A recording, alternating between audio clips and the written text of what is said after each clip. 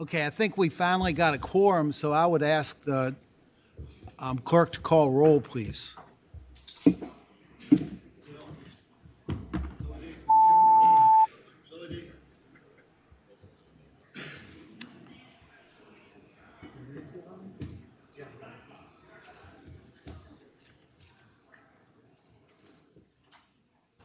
Mr. Chair, you have a quorum. Okay, thank you. There are a lot of committees, there are things going on right now that have caused some people to be away. What I wanted to do first was have some presentations from some of the various agencies that will have bills before the commission, before the committee. And I think Commissioner Hudson, are you here? From the State Corporation Commission, Commissioner Jamal Hudson from the State Corporation Commission, just to give us a 5 to 10 minute overview of what the State Corporation Commission does, what it's all about, what sort of bills are there going to affect your work. Absolutely. Chairman Deeds and members of the committee, thank you for asking me to appear before you today to provide information about the State Corporation Commission. I truly appreciate this opportunity to provide an update to the General Assembly on the Commission. This is my 4th year of my first term on the Commission. Thank you again for this honor and the trust that you have placed in me to oversee the many services that are vital to every resident of the Commonwealth. In 2023, the General Assembly amended the Regulation Act and made significant changes to the Commission's regulation of its jurisdictional utilities.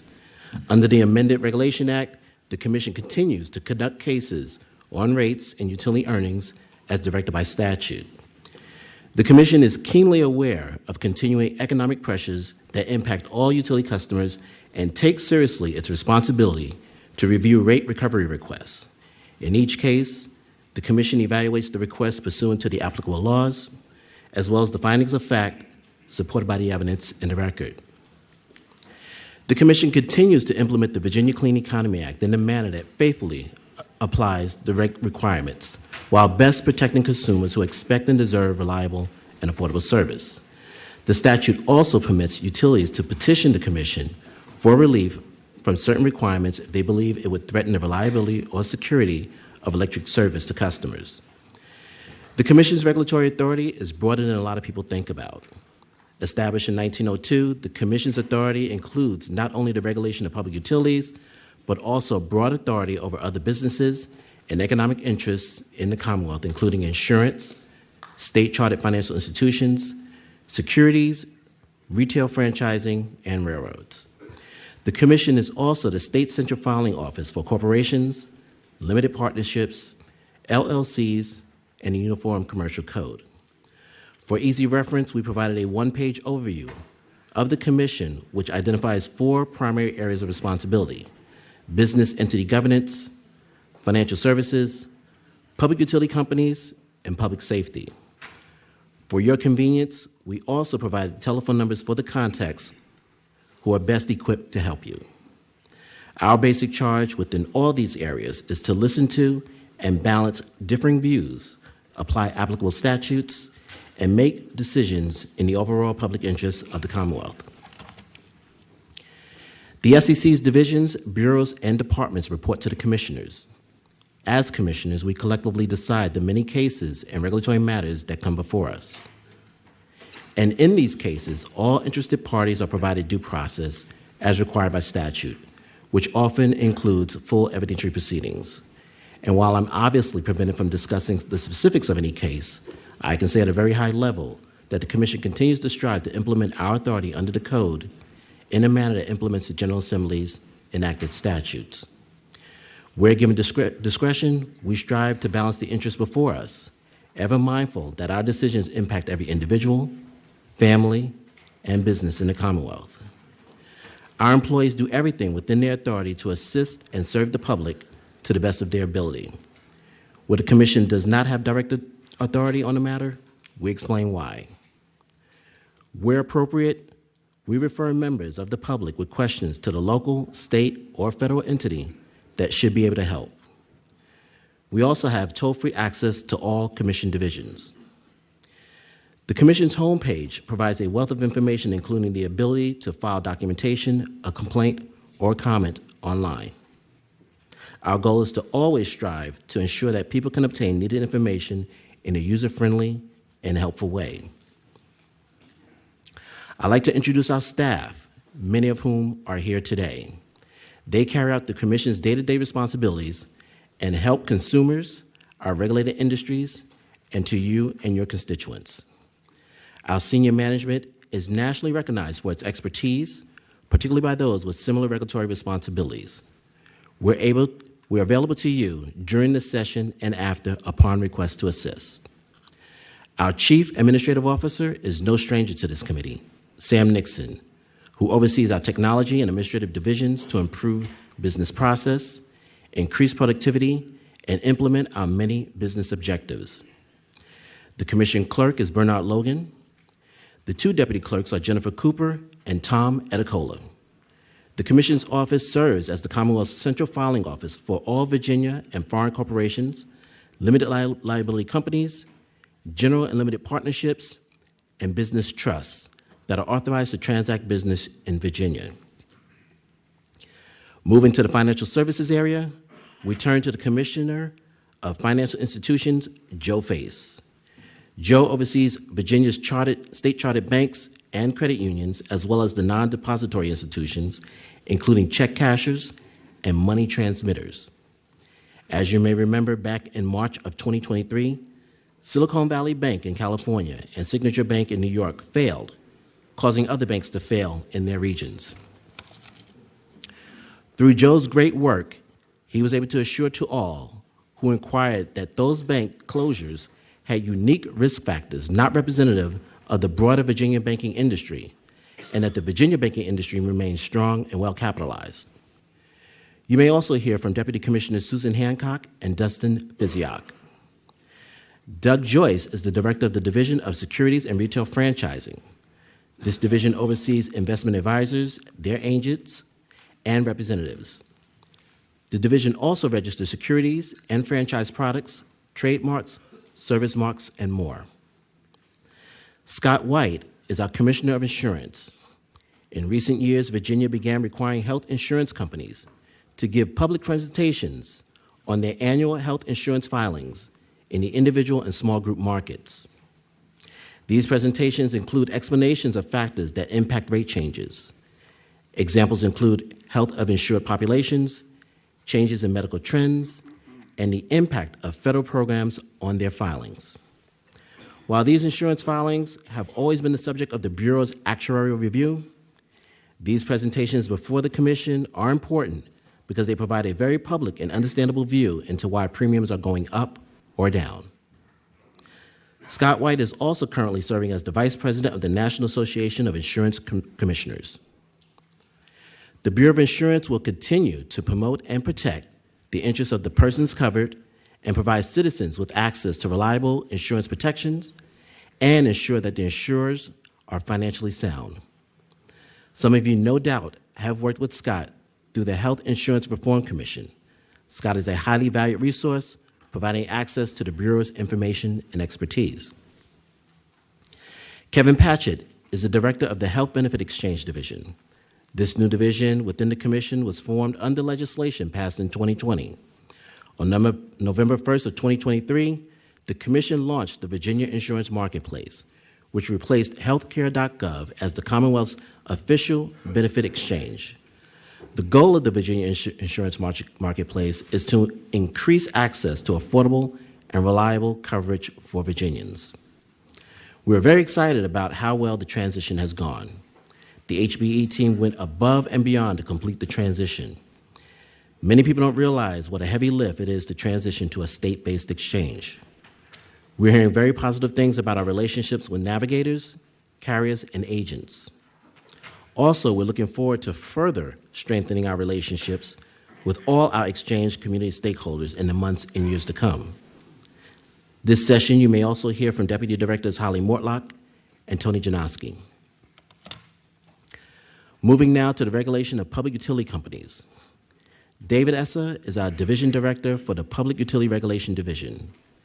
PUR monitors the day-to-day service that utilities provide to consumers of electricity, natural gas, water, and sewer, and basic landline telephone service. This division also handles consumer complaints about utility service, in addition to investigating and providing expert testimony in the many utility applications that come before the Commission. Kim Pate heads up the Utility Accounting and Finance Division, which reviews the expenses and earnings of the regulated utility companies. Kim is available to provide analysis on the potential bill impact of legislation. She is frequently referred to as the accounting lady, and she is so much more as she is one of the major leaders and pillars to the Commission. Todd Andrews leads the Public Service Taxation Division, which measures and then sends the assessed value of public utility property to localities for taxation purposes. Lauren Gavoni oversees the Utility and Railroad Safety Division. This division is responsible for public safety as it relates to preventing damage to underground utility facilities, the safe operation of hazardous liquid pipelines, and the inspection of railroad tracks and equipment. As you may know, last year there was a natural gas pipeline explosion in Strasburg, Virginia. Federal regulators requested our assistance in responding to this incident.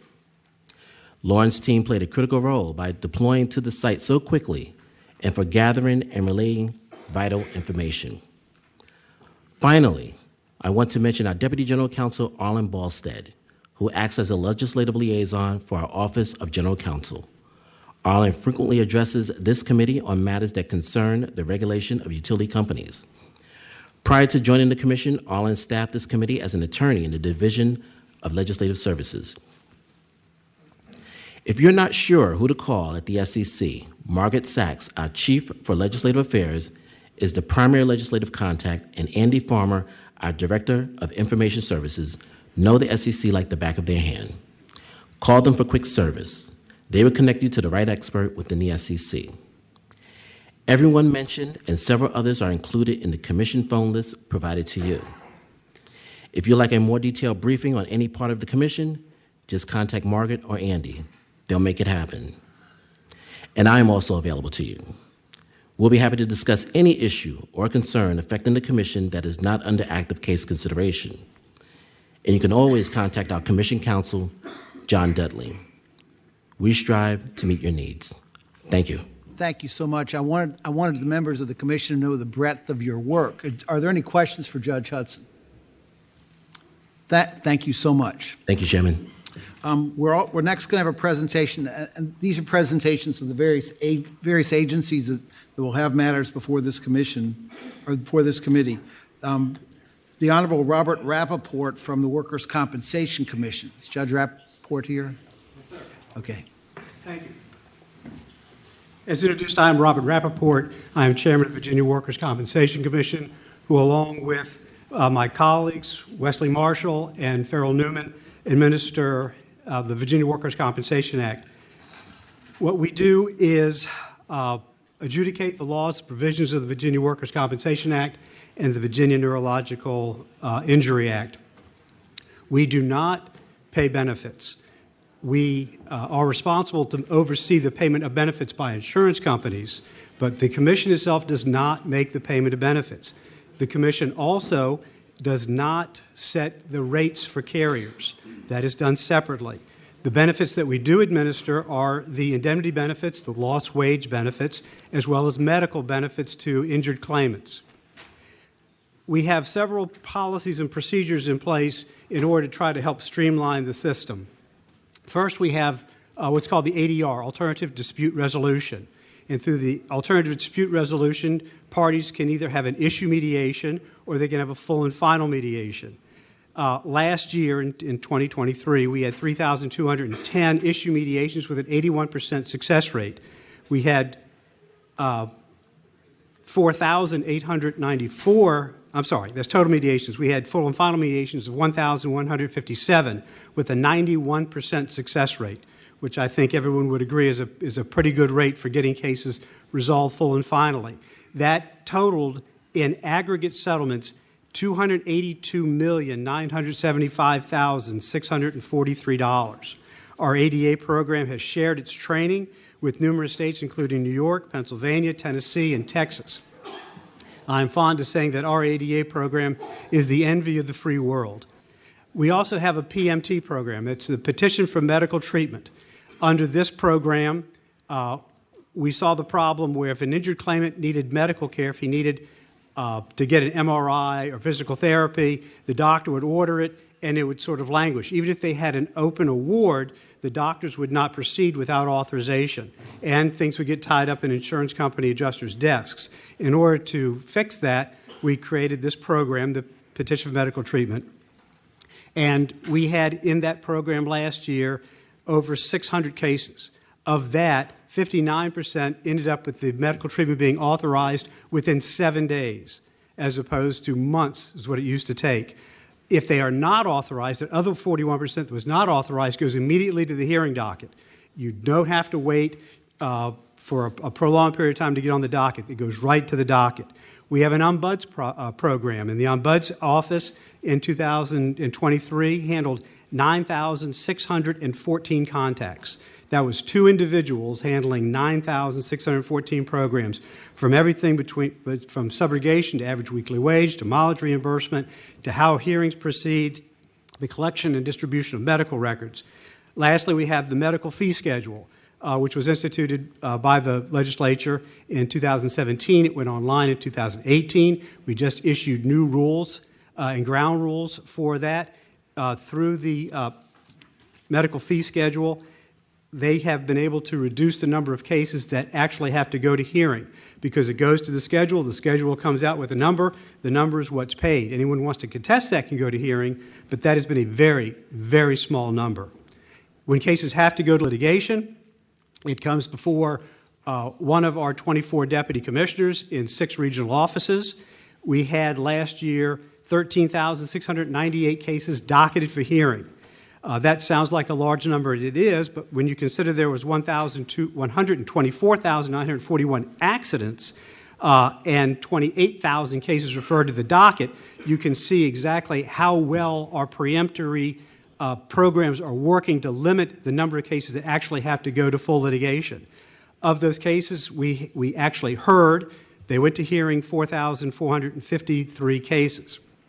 Of that, the full commission, which is, again, Mr. Marshall, Mr. Newman, and myself, issued 525 opinions. Compare that with the Court of Appeals, who issued workers' compensation decisions in 56 cases.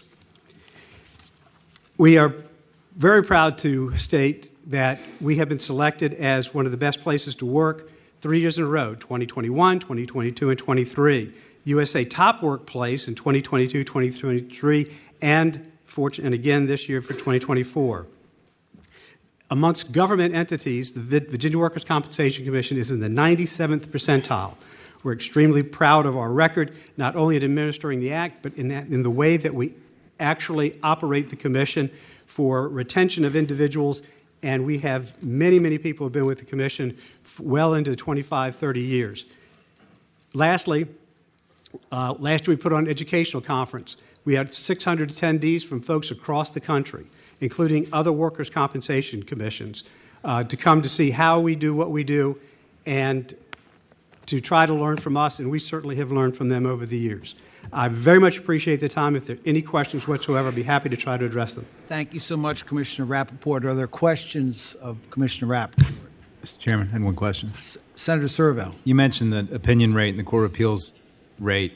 What's the number of opinions that are getting reversed? Do you have any sense of that? Yes, very few. I don't have an exact number, but obviously we take some point in pride in trying to be correct. And perhaps Commissioner Marshall might know better than I do, but to my last count, I think we were only reversed less than 10 times. Out of 400 and something? Yes. Okay, thanks. Are there additional questions? Thank you so much. Thank you. Next, we're going to hear from Commissioner Demetrios Melis, and I apologize if I misspoke there, from the Employment Commission. Welcome. Mr. Chair, thank you very much. Good afternoon, Mr. Chair, members of the committee. My name is Mitch Melis, and I serve as the Commissioner of the Virginia Employment Commission. Thank you for inviting me here today to come before you all to briefly introduce myself and take a few minutes to tell you some of the efforts underway at the VEC. Before I do so, Mr. Chair, if I may, I'd like to introduce a few select VEC staff members and to share some of the efforts that we've got underway. At this time, if I may, Mr. Jeff Ryan is our Chief Deputy Commissioner of the VEC. Ashley Irvin is our Policy and Legislative Affairs Director and will have communications with your offices. And Gus Cost, our Transformation and Business Analyst Lead. We stand ready, as the entire VEC team does, to support you and answer your questions and serve as a resource throughout this session and throughout the year for your offices and the citizens you represent. Prior to my appointment, I served as the agency director of the Department of Professional and Occupational Regulation, where I worked for nearly 14 years, having started there as a wage employee in 2006. The VEC has a vitally important mission to administer the unemployment compensation program that provides temporary financial assistance to individuals who become unemployed through no fault of their own. Unemployment benefits are paid through taxes on employers covered under the Virginia Unemployment Compensation Act. We understand the issues over the past few years at the VEC have been front and center as a key issue for each of you and your constituents. And I can assure you they remain front and center for us in the administration. We share your commitment to improving and transforming the VEC and positioning the VEC as a resilient agency for the future. Since I assumed the commissioner role at the VEC in October, I have been highly impressed with the dedication, commitment, and subject matter knowledge of the VEC staff. This is vividly clear in what they have accomplished in the last 2 years to advance the VEC and fortify its ability to be resilient for future. To briefly share some of those exceptional work outcomes the VEC has undertaken, they've resolved over 1.2 million backlogged work items and transactions, allowing us to be in a position today to make timely unemployment eligibility determinations for the first time since 2019. Even as volume of unemployment claims have been trending up, VEC's workforce is keeping up. Our single remaining backlog is in our appeals division, an appeals backlog, which we project to be completed by June of this year. Though it should be noted, we have one team working backlogged items and another separate team working new appeals to ensure timely service to current customers. This work is thanks in large part to the ARPA funding the Governor and General Assembly provided to the agency. Additionally, I'm happy to report increasing numbers of customers using our web portal as we continue to roll out enhancements while ensuring we have appropriate safeguards to prevent future fraud. We've gone from 100,000 potential fraud claims in January of 22 to just 140 as of last month. Just this past week, we saw the highest number of claims filed online for the last 7 months. New technology at our call center now allows us to handle increased call volume with automated updates, optional callbacks to customers, and much improved automated responses in 12 different languages. Furthermore, we have made significant gains in our timely issuance of payments and decisions, and we are well on our way to meeting the United States DOL standards for this year. The trust fund now sits at a record high and serves as a robust reserve in the event it is needed on a more wide-scale basis to support Virginia's workers. All this said, we recognize there is much more work to do in further developing our capacity to be resilient in the face of any future economic impacts Virginia may see. We understand our customers, workers, and employers need an agency that can adapt and respond quickly, meeting the needs of our citizens, and that is our mission. Thank you, Mr. Chair. Thank you, Commissioner Mellis. Are there questions for Commissioner Mellis? Senator Eben. Thank you.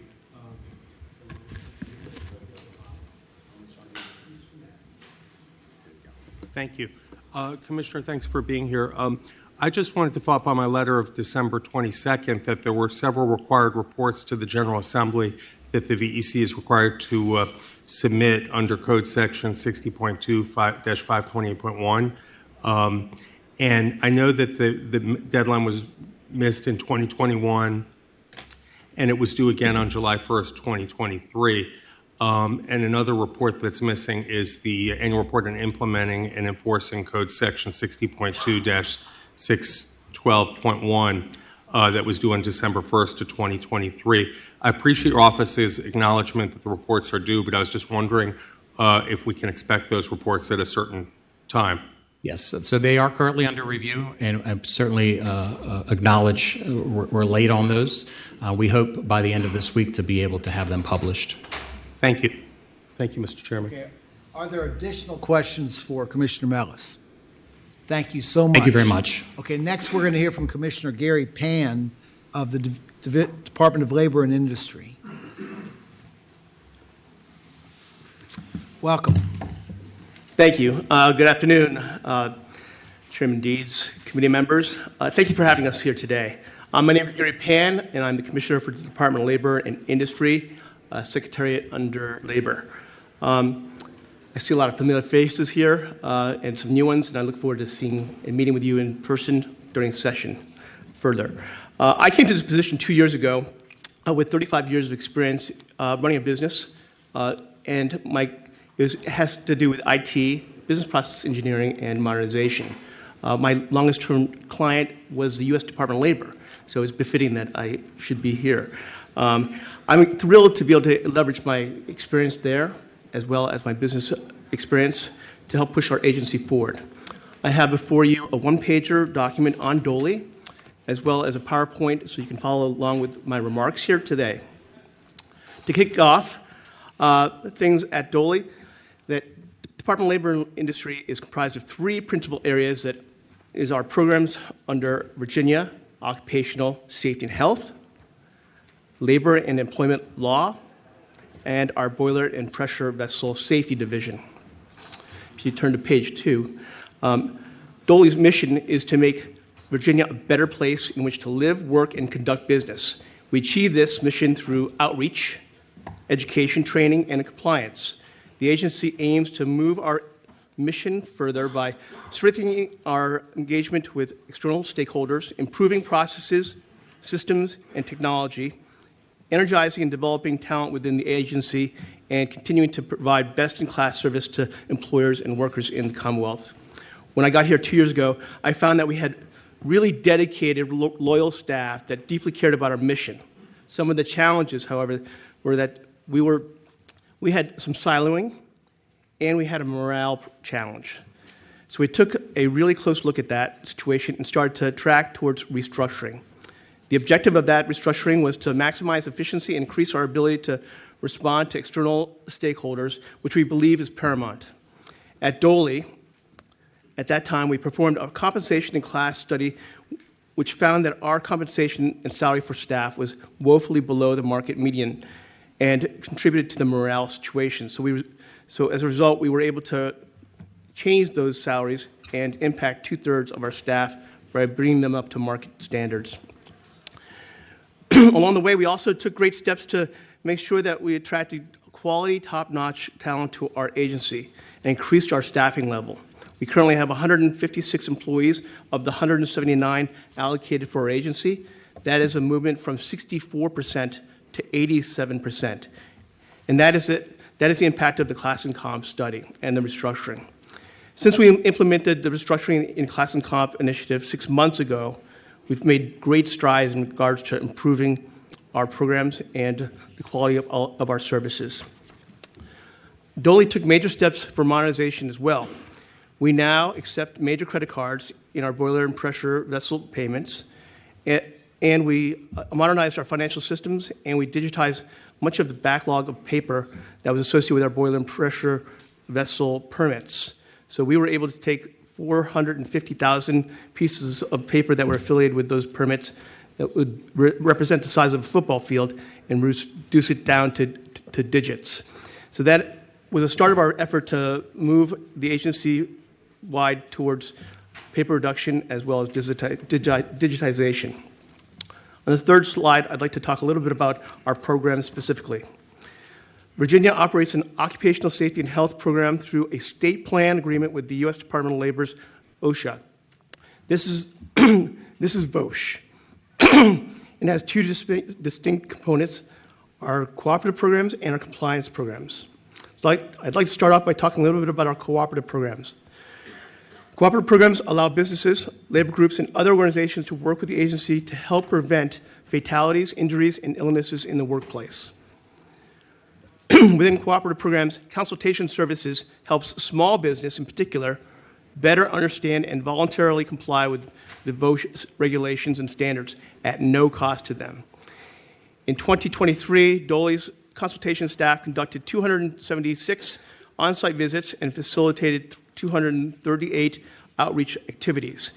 In 2022, all these efforts prevented 117 serious injuries. Thank you. And saved approximately $17 million in costs to the workers, employers, and workers' compensation systems, according to an OSHA on-site consultation programs analysis. We also have Virginia's VPP, Voluntary Protection Programs, which are designed to recognize and promote exceptional safety and health management programs.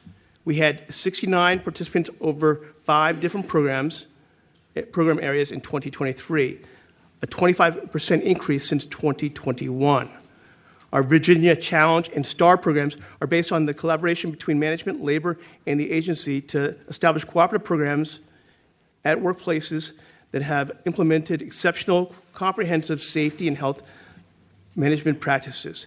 We also have strategic partnerships with industry around the state, partnering with organizations such as the Associate General Contractors of Virginia, AGCVA, Associate Builders and Contractors of Virginia, and the Virginia Department of Corrections. This is actually a unique partnership in that we are the first in the nation to partner with our corrections agencies in the state, and we have 8 facilities that we have that partnership with right now. With regards to compliance, VOSH conducts inspections of private and public sector employers to ensure compliance with the laws and regulations of the Commonwealth. In 2023, as noted, we conducted 1,665 inspections, and our inspectors identified 10,349 hazards in various workplaces across Virginia, and there were approximately 37,000 employees exposed to those hazards. And last year, 74% of our inspections focused on high hazard industries where we had people call in with some complaints. We also responded to fatal incidents at workplaces. We investigated 31 fatalities in 2023. That is a 40% reduction in the number of fatalities since 2021. I do wish to note that in 2022, we were ranked as having the 10th lowest fatalities rate in the country, and that is in a movement that is definitely in the positive direction, as in 2019, we were ranked 21st. We also increased the staffing level in our compliance programs. We were at 60% of our maximum employment levels in June, and now we're at 90%, and we're moving in the right direction here. And when we bring more people on to focus on the work of safety, it means more safety in the Commonwealth.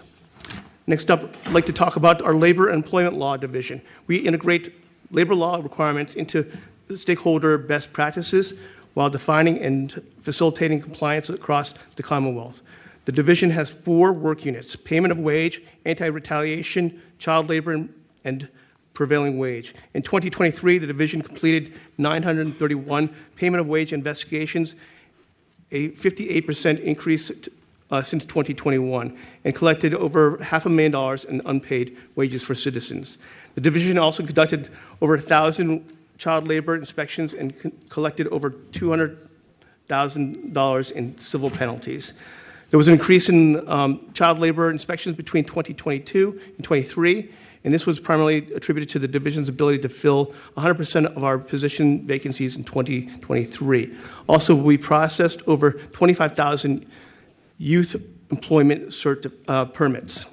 In our boiler and pressure vessel division, we ensure that the proper installation, operations, and repair and certification of boiler and pressure vessels to assure the safe operations of these powerful systems. Annually, the agency certifies or recertifies nearly 35,000 boilers or pressure vessels over a 2-year rotation, and there are about 75,000 certified objects in the Commonwealth.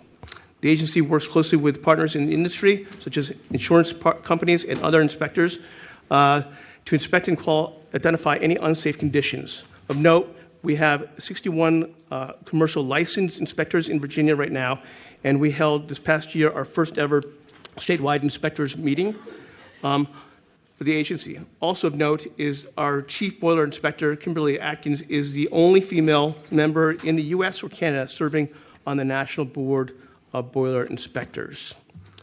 Moving forward, we envision strengthening our relationship with stakeholders throughout the Commonwealth, improving our operations through better internal processes, systems, and technology. We also are building the Vosch Institute of Learning and Outreach, which is intended to be a proactive safety facility that will offer top-of-the-line training facility for staff and stakeholders.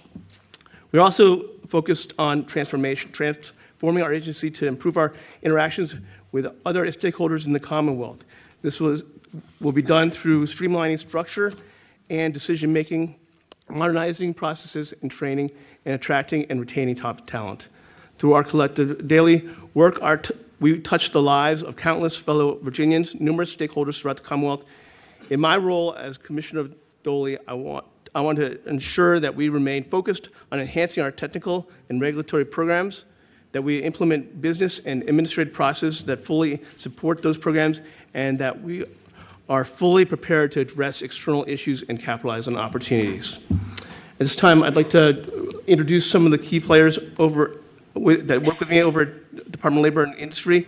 Chief Deputy Commissioner David Johnson, who has many years of experience across multiple administrations. I have here Assistant Commissioner Chuck Stiff, who previously had worked for the agency, left for a couple decades, but continued to demonstrate his commitment to safety and health because he served for decades on the Safety and Health Codes Board and most recently as chair. And I was glad to be able to entice him to come work with us at the agency. Wendy Eng is our Director of Labor and Employment Law, and Brittany Rollinson, who is our Legislative Assistant. So look forward to working with you throughout session, and if you have any questions, please feel free to ask. Thank you so much, Commissioner Pan. I think Senator Eben has a question. Yes, thank you, Mr. Chairman. I actually have two questions. First, thank you for your work on the safety inspections, particularly with all the boilers and stuff. I know that when I was Chief Deputy Commissioner, that was quite a task.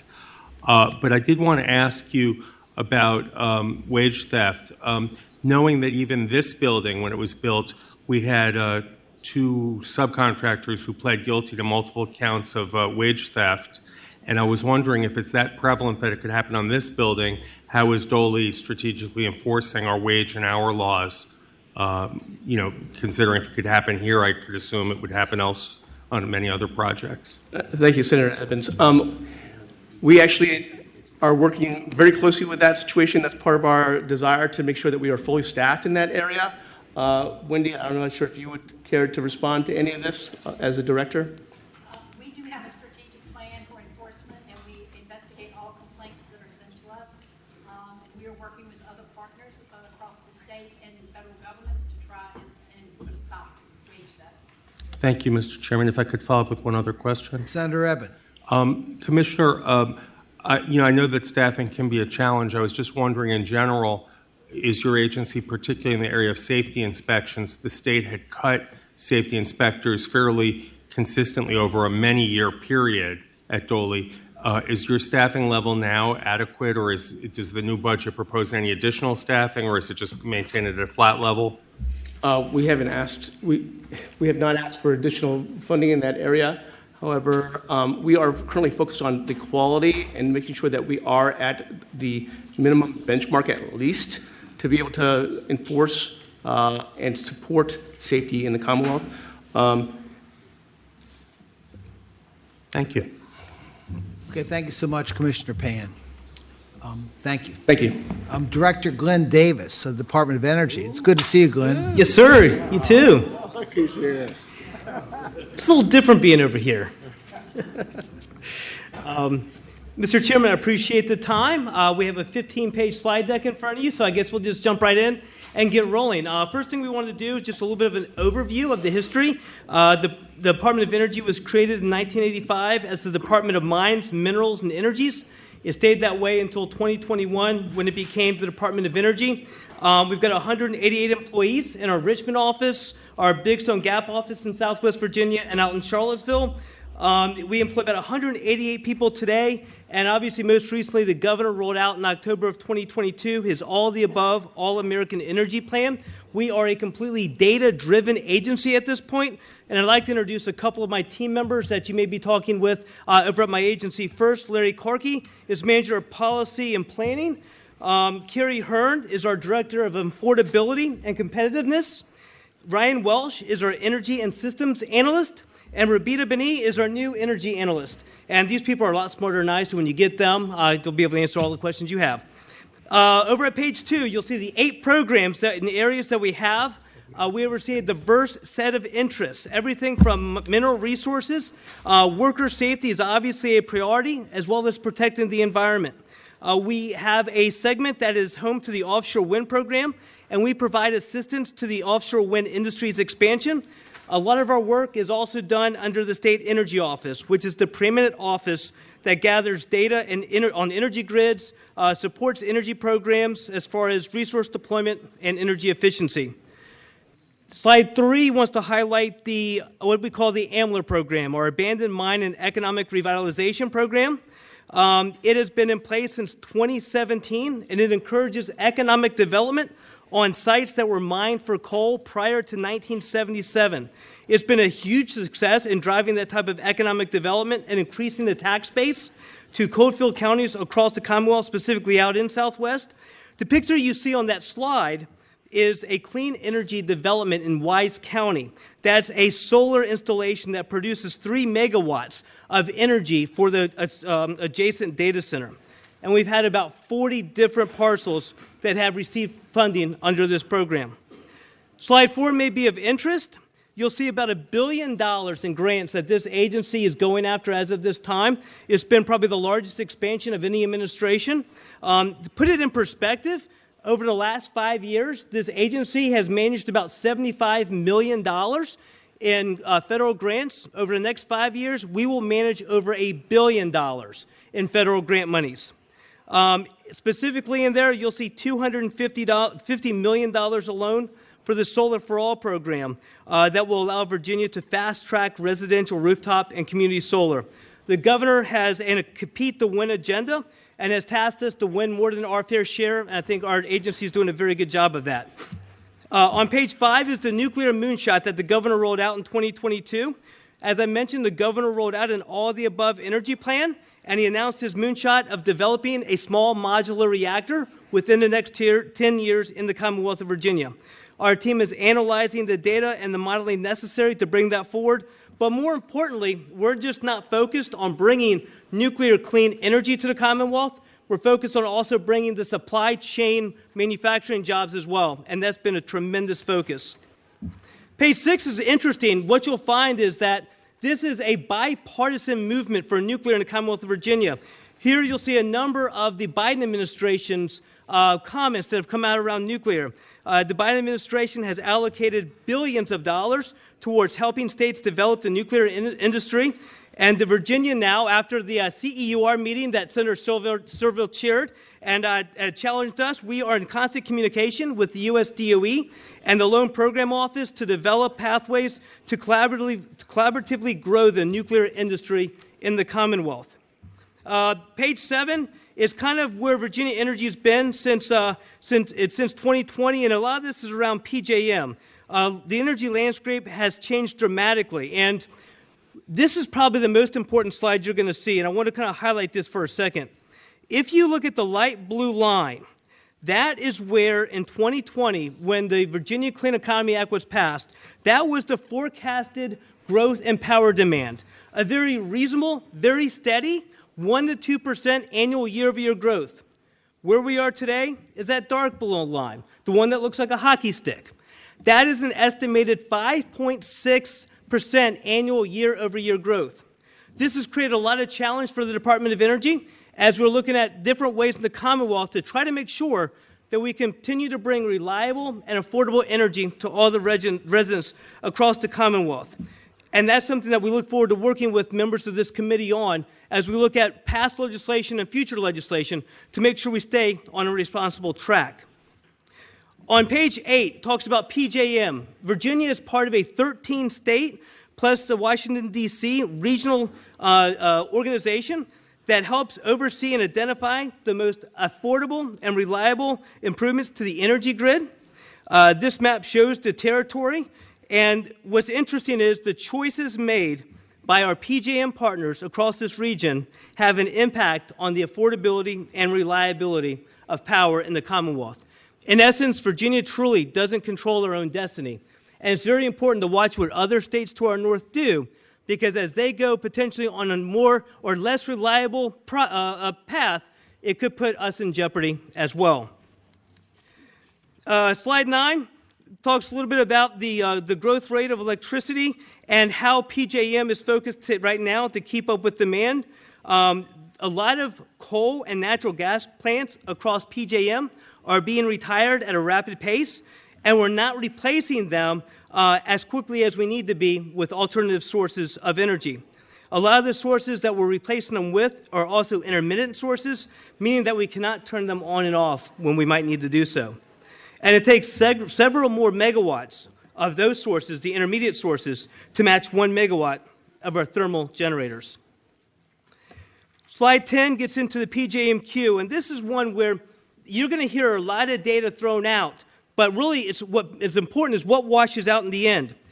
There's a huge delay with PJM, and they're working on to fix that, but Virginia has over 60,000 megawatts of in-queue energy generation, 19,000 of which are slated to complete the queue process by mid-2025. Most are renewable, and it is very unlikely that these will ever be deployed. You see, the renewable projects historically have only had a 5% completion rate. So as you read all this power generation that's sitting out there that may come on the grid, just keep in mind that on average, only 5% ever truly comes to fruition. And when you look at the effective load carrying capacity, not only is solar half as effective at reducing net peak load, but the more you put on the grid, the less reliable it becomes as a whole.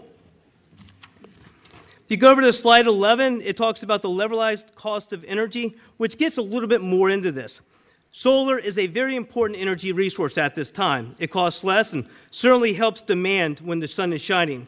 But we can learn from California's regional transportation system that saturating the grid with solar will cause prices to rise as the effective load capacity continues to go down. The cream color line estimates the system cost of natural gas that's necessary to balance and firm up the resource. So you'll see as we deploy more variable resources, those resources truly become less effective. Page 12 talks about a little bit of what we're seeing in other states as we look at other states in the PJM area and outside, and we're seeing caution in other states. We're seeing in other states that there's a delay of transmission in New York, their line, and that's threatening their operations and keeping 4 natural gas plants online to maintain the reliability that they need. California is keeping a nuclear plant online for the same reason that was supposed to be decommissioned. Maryland closing a coal power plant that could threaten the availability of energy, and Michigan is restarting a nuclear power plant to meet the demand. What is interesting, though, is the last one, and that came out of Connecticut. A bipartisan pushback got a Democratic governor to withdraw his plan for the EV mandate initiatives that tied them to California. And it's because of the reason that they're seeing the same grid that we're seeing in the same demand lines, that there's such a huge growth in demand. We have to make sure that we don't jump too far ahead and impact reliability and affordability. On 13, we wanted to clarify a little bit about the EV mandates as we continue to talk about them during this General Assembly session. And what the big takeaway here is that a report from the U.S. Department of Energy shows that an electric vehicle averages annually 1/3 of the electricity's single house demand. And lastly, Mr. Chairman, is the initiatives that we'd like to bring forward. And we just have three, basically. One, we'd like to work with this committee to foster innovation, whether it be solar, wind, nuclear, but to bring the private sector forward. Secondly, to discuss nuclear inside the RPS. And lastly, to look at other behind-the-meter opportunities to bring forward power generation, Mr. Chairman. And thank you so much for your time. Thank you, Mr. Director Davis. Are there any questions for Director Davis? Okay, thank you very much. Thank you, Mr. Chairman. Next on the agenda, we are going to consider Wesley Marshall, Commissioner of the Workers' Compensation Commission. He's up for a new term, and we have to certify him as a candidate, I think. And you're receiving confidential questionnaires that those of you who were on the courts committee I've seen these before. Yes. If you want to take a couple of seconds and just review that. And I've seen it, so you can have mine back. Okay. Commissioner Marshall, if you just tell us why you want to continue to serve on the Workers' Comp Commission. Mr. Chairman and members of the committee, thank you for the opportunity to be here today. I've been at the Workers' Comp Commission since 2012. It has been incredibly rewarding work and the highlight of my professional career.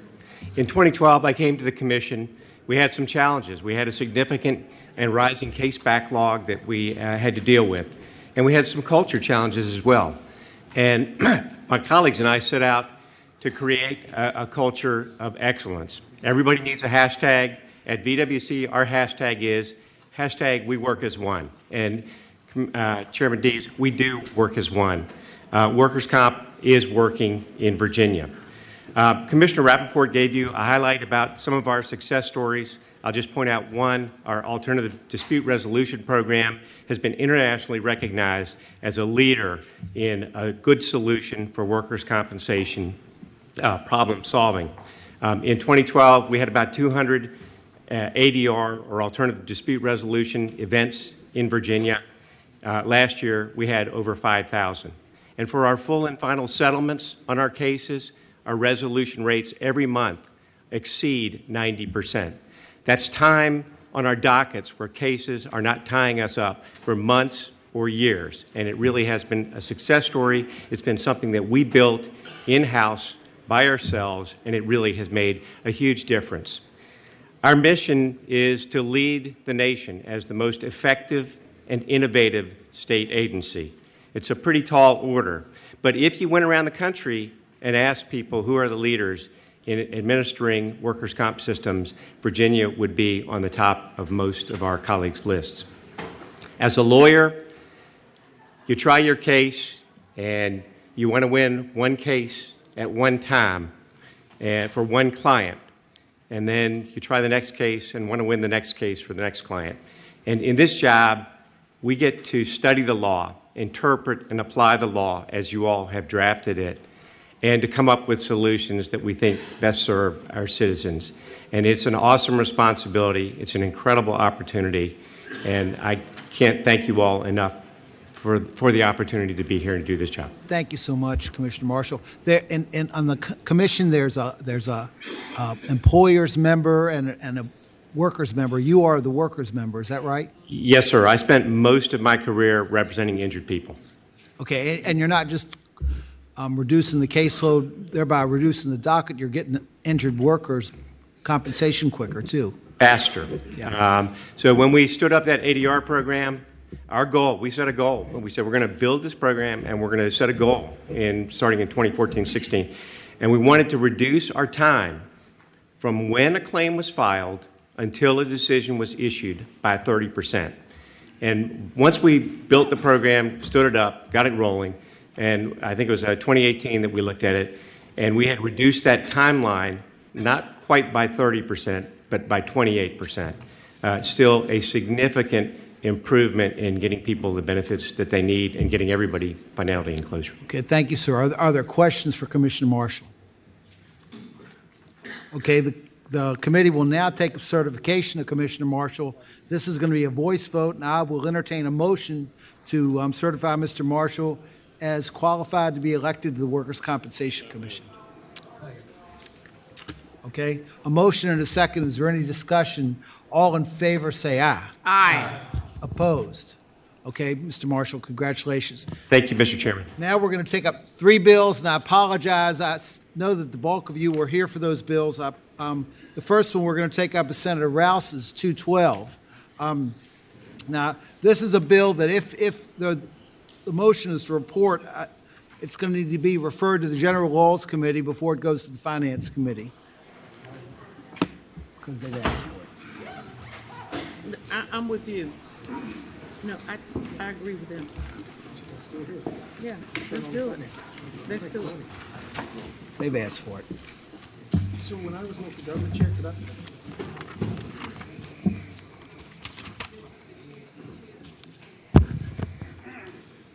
Senator Rouse. Good afternoon, Mr. Chairman and members of the committee. I bring before you SB 212. Before we get started, we have an amendment form of a substitute. Can we pass it around? Move the substitute. Okay, we've got a motion and a second on the substitute. All in favor, say aye. Aye. Any opposed? Okay, the substitute's before the committee. Mr. Chairman and members of the committee, I have a substitute prepared. This substitute is a result of trying to make this bill better and more transparent. The substitute also allows skilled games to operate on July 1. We've included an exemption to the APA process so they can quickly, APA process so that it can emergency regulations they can quickly get to operating as soon as possible. I've also increased the percentage of revenues directed to the ABC from 4% to 6%. We want to ensure that we have a robust enforcement process in place, and this will support their work. Additionally, there was language from other gaming sections of the code in the bill related to FOIA exemption. I want to be very clear, Mr. Chairman and members of the committee, we are fully supportive of a transparent reporting process. My fellow members of the Senate Commerce and Labor Committee, I want to thank you for hearing this bill to regulate and tax and enforce skill games. As lawmakers, it's not every day that we get to put our names behind legislation with this much bipartisan support. By supporting the most vulnerable small businesses in our Commonwealth, we're supporting the little guy. We're backing the little guy. This is something that we all can get behind. Common ground to support the little guy. And to be clear, this is a small business issue and one that impacts many first-generation Americans trying to achieve their American dream. That is why I filed legislation to right this wrong and finally establish a permanent regulatory structure to govern skill games. To be more specific, this bill establishes the Virginia Small Business Economic Development Act and sets the Virginia ABC Authority as the regulatory and enforcement agency. That is because previously the ABC Authority have regulated skill games. This prohibits those under the age of 18 from playing skill games. It imposes a 15% tax rate for skill game revenues. It sets a 5-terminal limit in ABC licensed establishments and a 10-terminal limit in truck stops. It establishes a $5 maximum play level and a $5,000 maximum winning per play. This requires that approved terminals bear a decal issued by the ABC Authority. It ensures all approved terminals are certified as skill games by a nationally recognized and accredited laboratory. Through this new regulatory structure, I believe we can generate $200 million or more in new revenue for the state. Those new revenues will direct it to the fund of our key priorities. Those priorities include public education, school construction, local governments, and enforcement measures to eradicate illegal gambling in our Commonwealth. But it also leaves 53% of revenues unallocated so Madam Chair can direct resources to the areas that need the most support. Now, Virginia has opened the door to gaming, lottery, sports betting, historical horse racing, charitable gaming. It's time that we allow skill games to be able to compete. It's time we fight for our small businesses. I hope you will vote yes today on Senate Bill 212. And now I would like to turn it over to our expert witness, Secretary Brian Morant. Thank you. I'm sorry, Mr. Can I Chair. ask a question first? Yes. Senator Rouse. On line 234, this is open for people up down to age 18. I don't know of any other gaming statute that lets people under the age of 21 participate. Would you object strongly if we amended that to 21? No, Mr. Chairman. I'm amenable to. Second. Okay. Mr. Chairman, that's on two lines. It's on two lines? 234 and 237, we'd need to change to 21. Okay. Okay, you understand the motion, but it's to change 18 to 21 on lines 234 and 237. Any discussion of that motion, which has been seconded? All in favor? Senator Locke. Mr. Chairman, how old does one have to be to play the lottery? 18. Mr. Chairman. So why are we changing this to be 21? Mr. Chairman, may I? Senator Rouse. Thank you, Mr. Chairman. Senator Locke, we originally, in crafting this bill, we thought to be consistent with the lottery as well, having the age of 18, but also to make sure we address some of the concerns in drafting this bill of members that we're amenable to moving it to 21.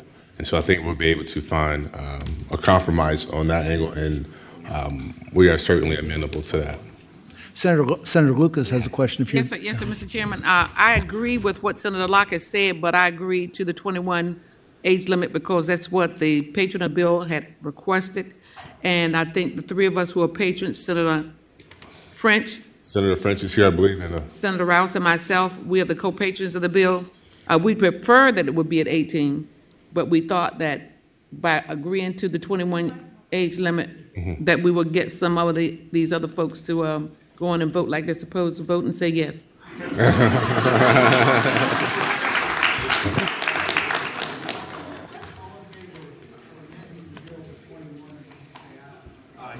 Any opposed? No. Senator Stanley's a no. 2 noes. Senator McDougal's a no.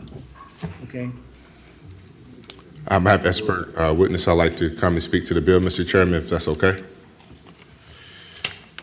That's fine. That's okay. Brian Moran. Thank you, sir. Thank you very much, Senator Rouse. Chairman Dees, members of the committee, I am Brian Moran. I represent the Skill Games Coalition. Before you is a diverse and broad-based coalition, all in favor of Senate Bill 212, which regulates taxes and enforces skill games. In my opinion, an unprecedented coalition has formed around this legislation. I want to take a moment to recognize some of the members who are with us today. They include Virginia Merchants Amusement Coalition, Virginia Skill Game PAC, Virginia Amusement Coalition, Asian American Business Owners Association, Virginia Asian American Store Owners Association, Amusement Operators of Virginia, Curo of Virginia, Virginia Petroleum and Convenience Marketers Association, and many others. All these groups, in the thousands of members they represent, have come together to ask you simply, regulate, tax, and enforce skill games. I've spent much of my time over the last several months listening to the stories of these small businesses, and they are indeed compelling. And in fact, many of you, if not all, were able to join them and were kind enough to spend your time during the busy holiday season to hear their compelling stories, and we thank you. You heard that the revenues provided by skill games were instrumental, especially as they recovered from the pandemic and its aftermath. But now, with a ban in effect, these businesses are struggling to make ends meet. Senate Bill 212 addresses this and finally brings clarity to the skill game issue. It creates a framework under which these games can operate by establishing a regulatory body, guidelines for operating skill games, a tax structure, and other parameters. It will also stop the explosion of illegal games by making these machines easier to identify and penalize. So it is a win-win for Virginia and one I hope you will vote in favor of today. With that, I will turn it over to Kunal Kumar with Vasoa.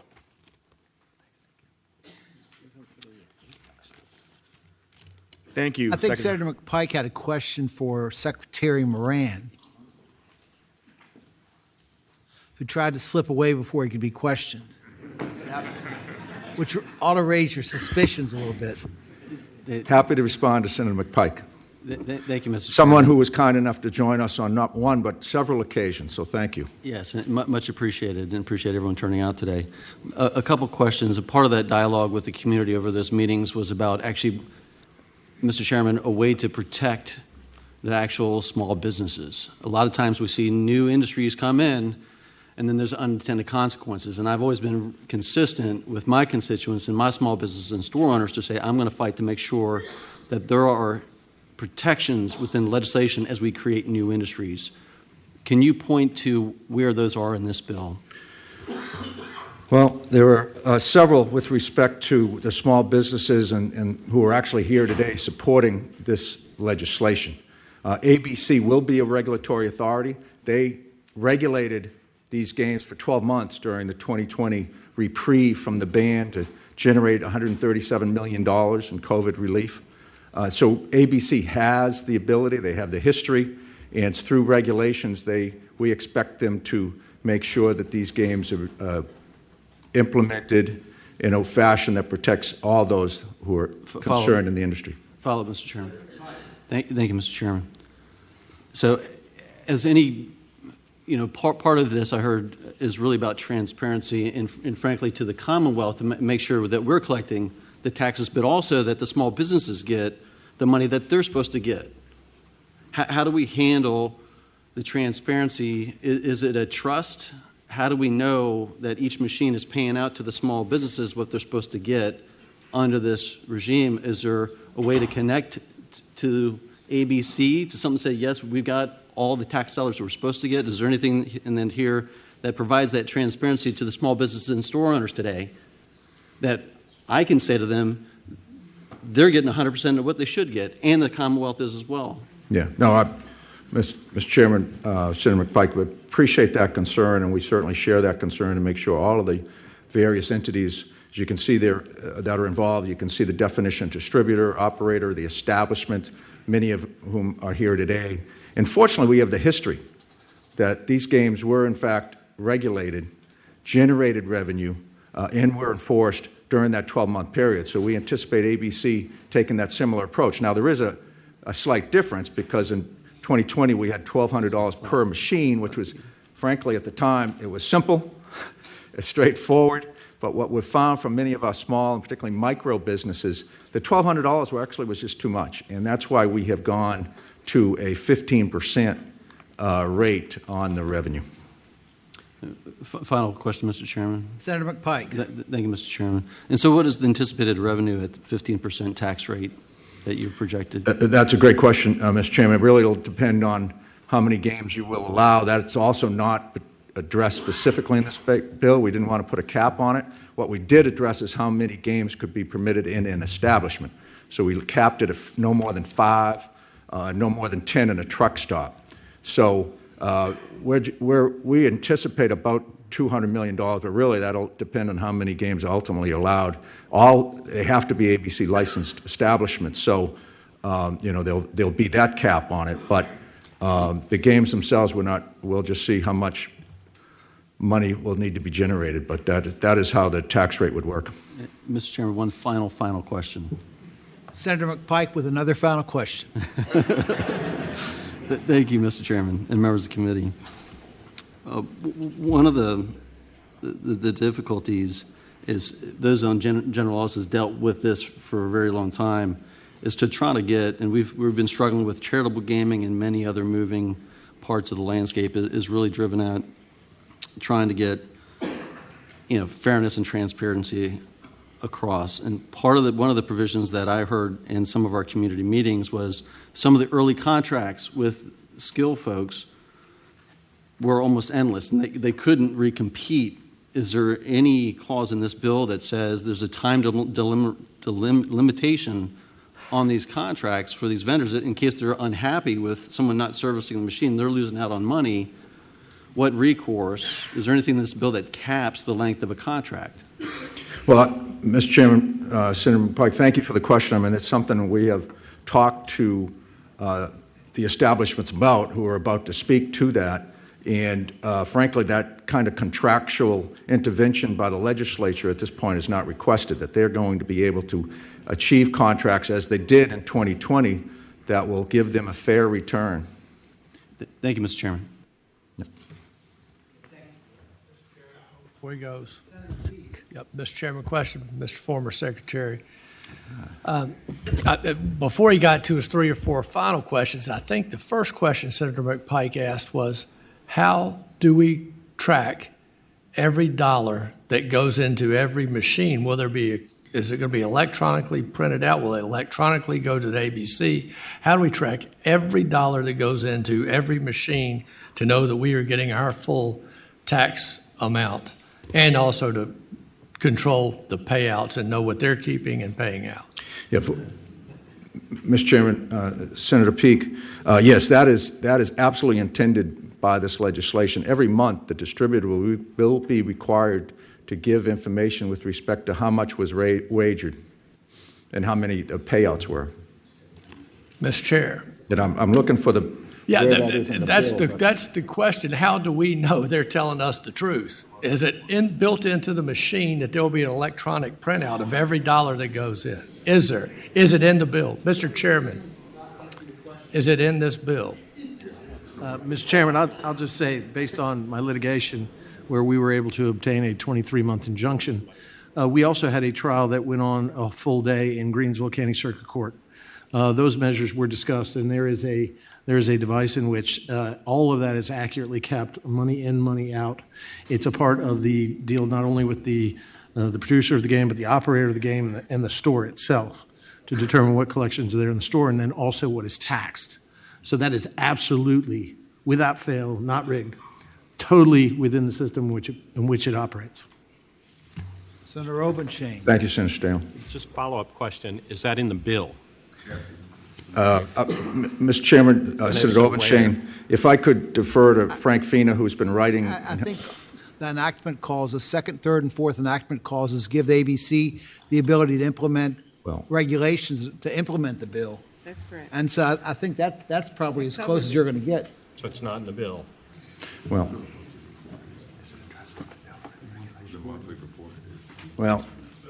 I would state again, monthly reports are required. It is our intention for that information to be entirely transparent.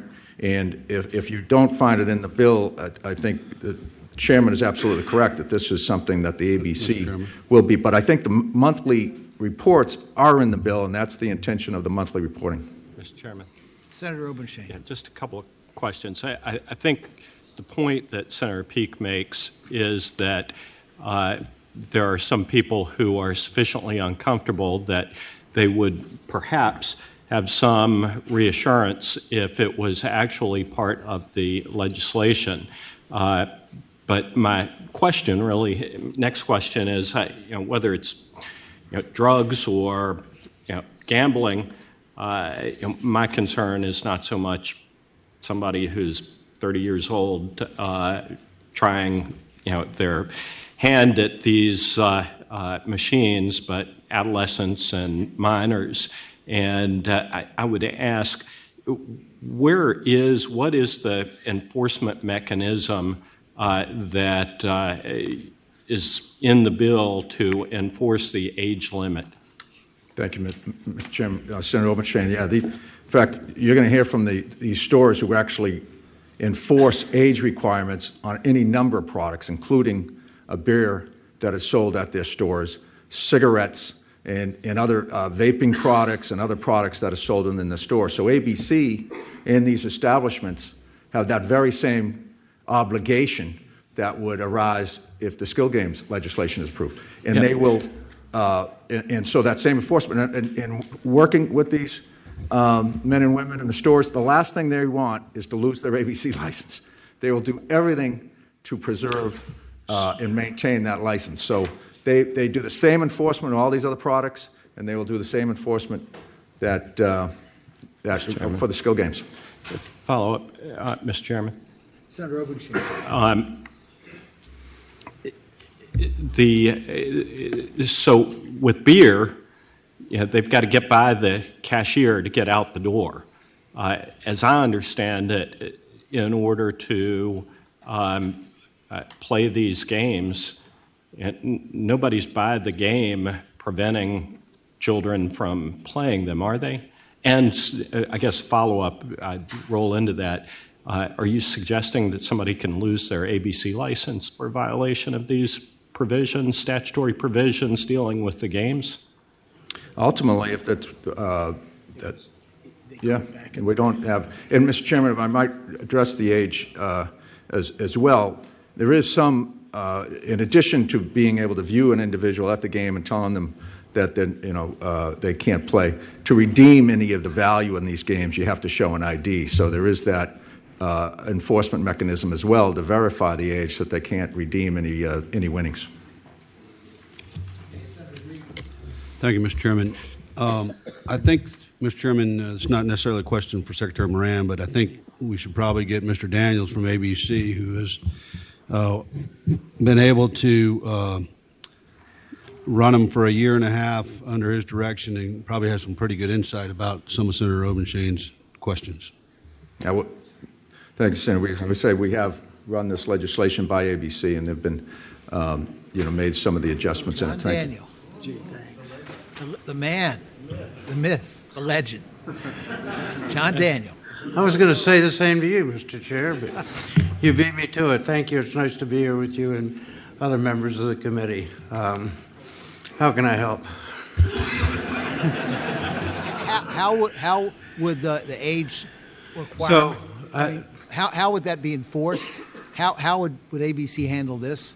And make sure that people got the money they were entitled to, and the state collected the revenues they were supposed to? Mr. Chairman, with respect, my question is more than just how do they collect the money. It's how do they enforce the laws regarding losing their money as well. It's spending it on the machine and collecting.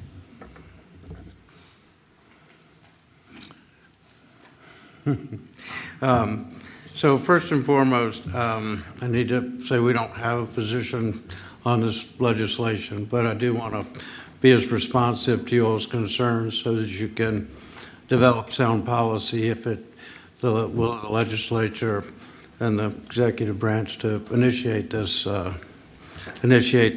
proposal. So I think I want to clear up. I think I heard a discussion about whether or not an ABC license could be revoked for skill game play. I don't think that's in the current legislation as I read it, and I don't think that's something that ABC would want to couple those two enforcement activities together. Does that answer your question, Senator Obenshain? Senator Morrison's got something, and then Senator Stanley.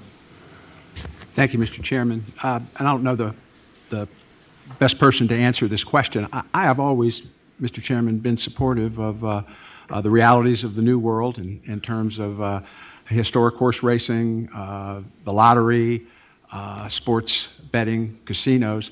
What concerns me here is that not so much children directly playing the game, but being exposed to it, standing around the machine while friends who were lawfully allowed to play are playing, participating in the experience, perhaps calling out instructions to the person who is licensed to do this. It's a unique environment that doesn't control entry into the building based on age. I believe anyone can walk into a convenience store or a truck stop and what have you, and that children will be participating vicariously or even sometimes actively engaged, just not being the person in the chair or standing in front of the machine putting the money in. Could someone address that concern of mine as how that might be controlled? You want to take that one? Thank you. Thank you, Senator Martin. And just let me clarify a couple things. I share your concerns as well, but we understand that the lottery is already in these stores. These are ABC establishments. And so you sell lottery tickets as well. Children could come in there and buy lottery tickets, but that's up to the establishment to ensure that does not happen, to make sure they keep their establishment safe as well. I also want to, what's in the bill, we talked about data and making sure what you pay in and what you pay out.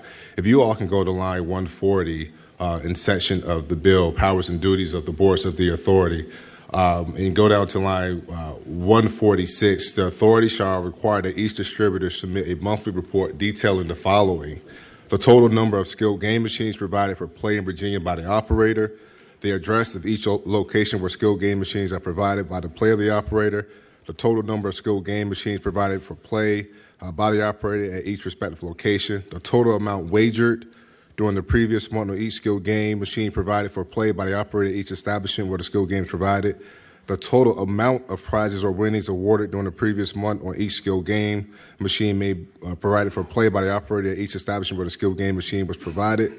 And again, so the data is tracked. The monthly report will be issued as well there, Mr. Chairman. So I just want to make sure it's in the bill there. Okay, thank you, Senator Rouse. Senator Stanley is dying to cross-examine somebody. Well, I'm not sure whether it's you or... I'll start with Senator Rouse. Senator Rouse, in fact, there are enforcement provisions in this, starting at line 159, ending at 165, where if the authority found someone violating this law, that they could go to the circuit court and seek an immediate injunction stopping them from that violation. Could they not? Yes, they can, Senator. And in fact, it also has that when the authority has reasonable cause to believe a violation happened, upon its own motion or complaint of any person may investigate that proposed violation. Is that correct? That is correct. And in Senator Stanley, he's on and a roll. In fact, a single violation of this statute under this law right here, this as proposed, could cost that operator, every single small business owner, $25,000 per violation. Is that correct? That is correct, Senator And Stanley. Mr. Daniel, will you stand up for a second? Senator Stanley. Senator Stanley. I was. Mr. Daniel, it's great to see you again, sir. In fact, you understood we had a very long court case about this. Is that right? And your head of investigations, Mr. Kirby, testified there, did he not? He did indeed. And in fact, some of the questions that were asked of him, Mr. Chair, if I may, just You may. were there any problems with the enforcement provisions when it came to minors? And in fact, your ABC officer said, or the head investigator said there were not. Is that right? Mr. Chair, that is correct. And Mr. Chairman, a couple more, I swear. Senator Stanley. You know, I haven't been able to try a court case in 2 weeks. I'm a little hangry here. And in fact, your investigator went on the stand and under cross-examination by the Attorney General's office also said that there was no criminal activity that they noted around the games, and they had your agents who regularly visited these stores and could see what was going on. Isn't that correct? Mr. Chairman, Senator Stanley, that too is correct. And in fact, Mr. Chairman, Senator Stanley. and in fact, there was no reported crime, and the only incident was someone who failed to pay the $1,000, the $1,200 fee, and that was the only reported incident that ABC had otherwise. Is that correct? Senator Dees, I think during the course of the year there were some other minor kinds of activities where people weren't following the regulations, where we had to utilize cease and desist orders to bring folks back in line. But with respect to criminal violations or otherwise, no, sir, we didn't see that during the course of the 12-month period. Okay. And final question. Senator Stanley. First final question. And Mr. Daniel, from that court hearing, we also discerned and we were able to determine that the ABC-controlled facilities, the ABC off-premises, were worked with those ABC agents who regulated not only the beer in their coolers, but also the games themselves. And they found, as Mr. Kirby testified, that to work very, very well. Is that a fact? Mr. Chair, Senator Stanley, that's correct. That is correct. That's my final answer. I rest my case. Okay. The defense rests. Litigator Peak wants that. Thank you. Thank you, Mr. I'm going back to the reporting part of it, and I know we were briefed, and so it is in the bill that they report and keep track. I don't want them keeping track, Mr. Chairman. I don't want the stores responsible for keeping track. I want it electronically sent as dollars are going in, and I would request that be in the bill. I understand that's what Georgia does based on some people with machines, and it's interesting that when Georgia switched from a store report, Mr. Chairman, and other people report in a tracking mode to a central electronic reporting mode where it went from the machine to a central office electronically, that the amount of money doubled dramatically or immediately upon the electronic. So I want an electronic report. I don't want the stores tracking it. I want it going, if possible, Mr. Chairman, in the bill where it goes electronically to a central office. I bet we will by the time it gets out of general laws, Mr. Chairman. I will look for that. But that's what I would request be in the bill. So I think.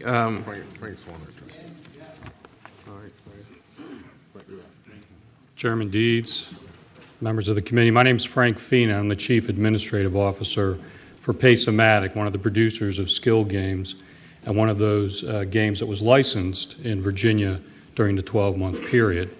We operate games that are authorized by statute. For example, in Wyoming, the technology is in each and every terminal to transmit the information about every financial transaction, every play of that game. And for example, in Wyoming, is transmitted every day at the end of the day. And there is a fingerprint, essentially, with each terminal so that the Gaming Commission in Wyoming can go and spot check each terminal to ensure that the electronic data they received matches what actually happened on that terminal. Is that technology from part of the machines in Virginia? I assume it could be required in the regulations, or even something more, even something different or more thorough. So, thank you. Thank you. That's precisely was what I was going to sort of describe, what I understood this technology to be. It would be our intention, and frankly, one of the reasons why I think the original 4% was moved to 6% for administration of this was so that a third-party software vendor could be brought on board in order to read, I think, the devices that are apparently can be placed on the machines. Remember, initially, when we did the one-year period, this was a complete paper program. Everything was recorded on paper. This now, for the much longer term life expectancy, it has to be a technology-driven program, and then there's, at least a piece of that is in Online 225 for the software testing required. And requirements for submission of information to the board. So, Mr. Chairman. Mr. Chairman. Senator Reeves. Mr. Daniels, don't leave right quick. Mr. Chairman, Mr. Daniels, my question is, and we've spent a lot of time together, and I know Senator McPike and I have served on the subcommittee for gaming and trying to put together the Virginia Gaming Commission. One of the big questions I asked you was, is your agency, will they be ready? Should we give you this bill? Because there's been talk about sending it to lottery as well. But our goal under the VGC is to get that higher umbrella over and keep folks somewhat siloed in their agencies. Yeah. Is your agency capable of handling skill games moving forward based on the 6%? That 6% will cover your anticipated needs and be able to enforce what my colleagues are all concerned about. Yeah, Senator Deeds. Senator Reeves, yes, is the short answer. I mean, we always try to be responsive as timely as we can with respect to policy that this body and others put in place. We were able to stand a program up that I think was successful in a 4-month period from April to July of 20, I guess, 19. That seemed to work. The lead time here is even not extravagant, but greater than that. And with the adjustments to the enactment clauses relative to promulgating regulations, exempt from the APA, unless and except public comment, and the sort of pre-regulatory ability to do preliminary registrations is very helpful on that front. So I think we would be successful. I mean, my commitment to you all is that we would certainly use every best effort we had to be successful to stand this program up, and would continue to look forward to work with you all during the course of the session as you put this together. Senator Evans got a question. Thank you, Mr. Chairman. I guess, I don't know if this is for Mr. Moran or for Senator Rouse, but I had a few questions. The first one is, I was wondering how many other states allow machine gaming in such a widespread manner, like in convenience stores. Do we know how many states offer that? Sir, it's my understanding that 2 states offer skilled gaming machines, and that is Wyoming and I believe the District of Columbia, DC. In convenience stores? Allow those skilled states? gaming. Thank you. And Pennsylvania. And then Pennsylvania. I wanted to ask Mr. Moran, he referred to preventing underage gaming the way these operators prevent the sale of alcohol, cigarettes, or vapes to people underage. But don't they have to card those people and check their IDs when they sell those products to them? That is correct. Would they card the people using these machines? Before they start playing? Not necessarily, no. I would. So is there anything to stop someone who is like 20 or whatever the age is from using the machine if they're underage? Is there a responsibility of anyone to stop them from playing? Mr. Chairman, Senator Evans, they could prohibit them from playing. I would say it to be identical, I understand, to the lottery that is now in these convenience stores. They're not carded before they purchase lottery tickets. Not from the terminals. When I purchased from a terminal, I thought you had to put your license in, but I don't know if that's accurate everywhere. Mr. Chairman, if I could follow up. The problem gaming self-exclusions, all the other machines that we have, I think in Virginia, Brian, have self-exclusion lists like the historical horse racing or casinos. Would there be any kind of self-exclusion for problem gambling people before they come into their neighborhood convenience stores that would prevent them from using the machinery? Mr. Chairman, Senator Evans, that would be a challenge. I don't know how we would enforce that, but I would leave that to ABC regulations to attempt to do that, since somebody might be in there for other purposes. Okay, and I just have 2 more questions, Mr. Chairman. Senator Evans. Thank you. How do we know where the machines will be placed? I mean, to prevent like less affluent areas from being taken advantage of, are there going to be just as many machines in McLean as there will be in Petersburg, or is it just random, or how do they decide where they go? Mr. Chairman, Senator Evans, I'm not sure. These were convenience stores that already had the machines in 2020, and frankly had them right up until October before the 3-judge panel of the Supreme Court reimposed the ban. They've been operating in areas, around the Commonwealth. Okay. And then finally, can you explain to us the difference between the distributor, the operator, and the establishment referred to in the bill in terms of who the distributors and operators are, what that distinction is? Yeah, thank you, Mr. Chairman, Senator Evans. Yes, the definitions are there, and let's see, the definitions are, operator is on line 69, and then the other definitions begin on line 92 on the Small Business Development Act. You'll have a distributor is somebody who actually manufactures the product, sells, possibly in some business models, they actually sell the machine to an establishment. Other times they lease it, and the operator is the one that actually maintains the machine. And then the establishments that is referred to in the bill as the actual convenience store or restaurant, that is an ABC licensed establishment. I see. Thank you. Okay, Senator Pike's got some questions. I'm glad this bill is getting a thorough vetting, Mr. Chairman. And so, so we can. Just one, Mr. Chairman, if it's okay, can I address just Senator Evans had a couple questions as well, if that's okay with you, Mr. Chairman, and then he can get back on the witness stand and expert stand. Senator Mr. Chairman, Senator, with the proliferation of illegal gaming throughout the state of our Commonwealth, this bill helps to stop all of that by creating a framework for skill gaming. One of the questions also was how do we, prevent underage gaming as well? Well, kids or anyone playing the game typically will not play the game if they can't get a payout. They can't get a payout. Just like if someone was to go and buy alcoholic beverage and they go to the counter, they have to show ID before the sale of their purchase of their alcoholic beverage. The same thing when it comes to payout of these games. If they so happen to play a game or get on a machine and they want to cash out, well, you have to show ID to get your money. And I don't think anybody just want to lose their money and not be able to have a payout. Thank you, Mr. Chairman. Thank you, Mr. Chairman. So some of the questions of Senator Eben sort of hinted at a couple of things that other states they've dealt with this, and frankly, I've heard it also with some of the store owners, is navigating that liability. One of the solutions that is across many different states is a player ID card.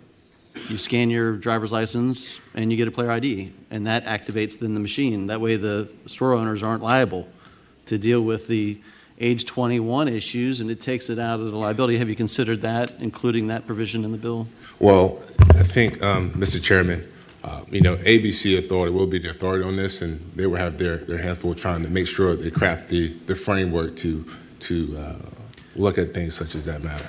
Mr. Chairman, follow up to Mr. Daniels, if I might, Mr. Daniels. That's right. We're going to break this between myself and Senator Rouse. So, Mr. Chairman, so Mr. Daniels, I appreciate your answer earlier that 6%, the enactment clause in the sequence anticipates where I think a lot of these small business owners are going, which is to operate by July 1, if not sooner. You indicate that this system under the taxation rate and transparency would also allow for electronic communication. Those systems at lottery to build and prepare for the casinos took roughly 18 months. We're talking about an implementation within just a few months away to create fairly complex back electronic systems. You said that you could do that, and you're proposing that under the 6%. Is that correct? Yes, sir. Look, you don't know what you're going to, Mr. Chairman, sorry, Senator McPike, you don't know what you may run into when you move to one of these regulatory processes. But I can go from my experience with ABC relative to promulgation of regulations, and we were, with specific respect to skill games, we did develop, and while we were, I can tell you, during COVID, all at home, doing it all by teams in our collaboration with both stakeholders and other individuals within the authority, we were able to do that. Those regulations, I think, they ran probably 8-10 pages, and they seemed to suffice to accomplish the task that was assigned for that 1-year period of time. And so I don't want to tell you we're better than lottery in terms of regulatory development. I don't think we're any better or any worse.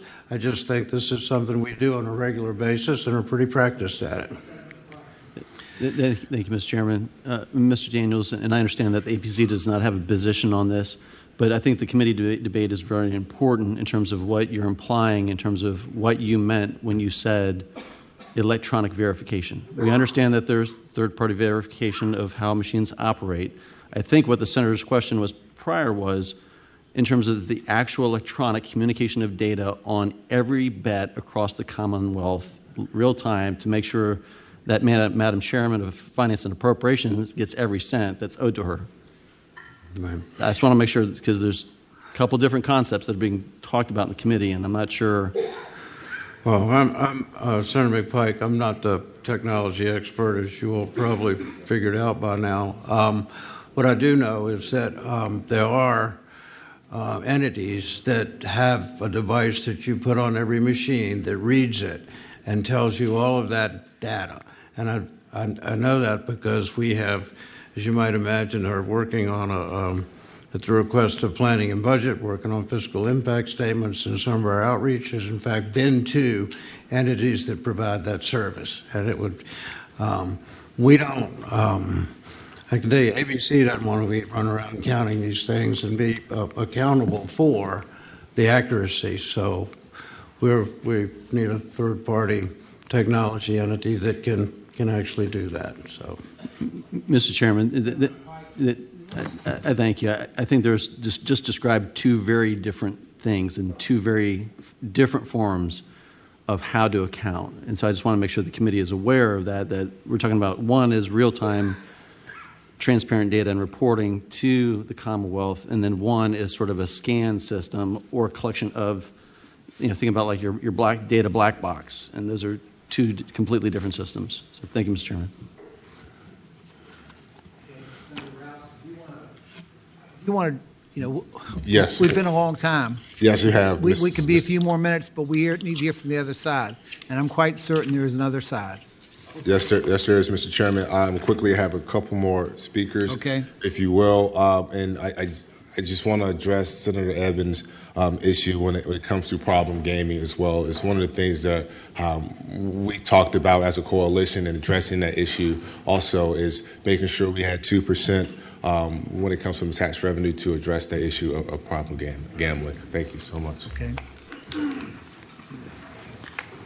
Yes, sir. Good afternoon, Mr. Chairman. I would appreciate brevity. Of course.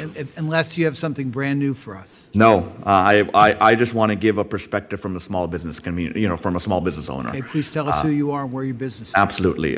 Chairman and members of the committee, I'm Kunal Kumar, representing Virginia Asian American Store Owners Association. We represent 1,500 businesses and 10,000 employees across the Commonwealth, and my story began in 2002 when my family, moved here from India to Virginia and started its business back in 2010. And when we started our business in 2010, it was more than a business venture. It was a leap of faith in Virginia's promise to support small businesses and uphold the equality, and which are the very pillars, of the American dream. The story mirrors everyone that's in the room today. In this world of shrinking margins, impacted by COVID, inflation, and global events, the skill games truly were a critical lifeline to these small businesses. Skill games allowed us to stay open throughout the pandemic, and they also offered us the opportunity to keep offering competitive wages and continue to keep hiring as the economic troubles were difficult.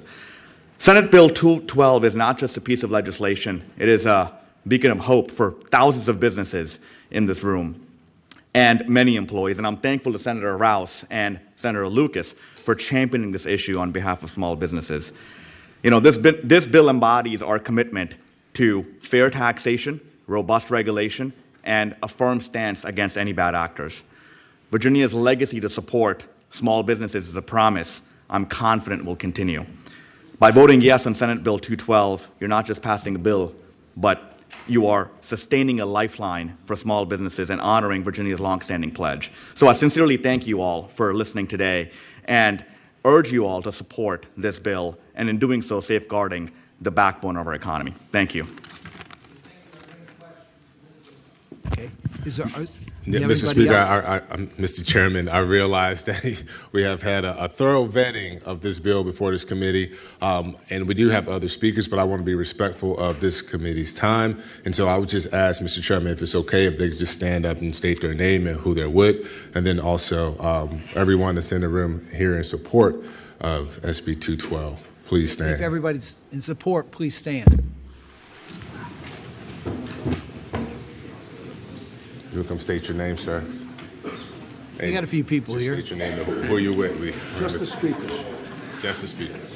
Bring more if you want. Richard Kelly.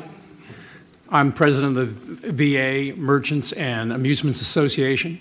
I'm also the owner of Hard Times Cafe, right? We have 3 stores in the state of Virginia. We've had Queen. Thank you, sir. Thank you. My name is Dharmendra Patel. I represent Asian American Business Owners Association, also known as ABOA. And our members represent about 300, more than 300 convenience stores in Southwest Virginia. And as a result of this ban on skill games, I know like a couple of stores, they may have already like shut down their operations. So it is very vital for us to have this bill passed in order to keep our businesses open. Thank you, sir. Good afternoon, Chairman. My name is Jim Spiros. I'm the president of the restaurant division for Thompson Hospitality, a business that's been around here in the state of Virginia for over 35 years. We have over 3,500 employees nationwide, over 1,000 in Virginia, 32 restaurants here in the state of Virginia, and we feel that this is extremely important for our business. Thank you. Thank you, Mr. Chairman. That concludes my. We have a large crowd here. Two more. My name is Tejendra Patadia, and I'm a small business owner from Senator Peak's district in Southwest Virginia. I was just here to do the same thing, request you guys to support SB 212 for the survival of small businesses. So thank you. Mr. Chairman and members of the committee, thank you for giving us the opportunity to speak today. Very quickly, my name is Ahmed Makhani, and I'm here to represent Virginia Amusement Coalition, also known as VAC. We are a group of 5,000 plus convenience stores and gas stations that are independently run by first and second generation Americans. We are one of the small businesses that are open every single day of the year, Christmas, New Year's, whatever it is. So this is important to us. Please help us, please. Thank you. Where are you from? Where do you live? Where's your business? I live in Richmond, Virginia. Richmond? Yeah, and I have locations in Scottsville, in Burkeville, Rice, small counties. Okay, thank you, sir. Good afternoon, Chair, committee members. I'm Steve Hammond. I represent both the Virginia Merchants and Amusement Coalition as well as Curro of Virginia, and we represent hundreds of small businesses like those folks standing behind me, and we would hope that you would support this bill. Thank you. Thank you. Thank you, Mr. Chairman. That concludes our speakers. Okay, thank you. And please be seated. If those who are opposed would come on up now.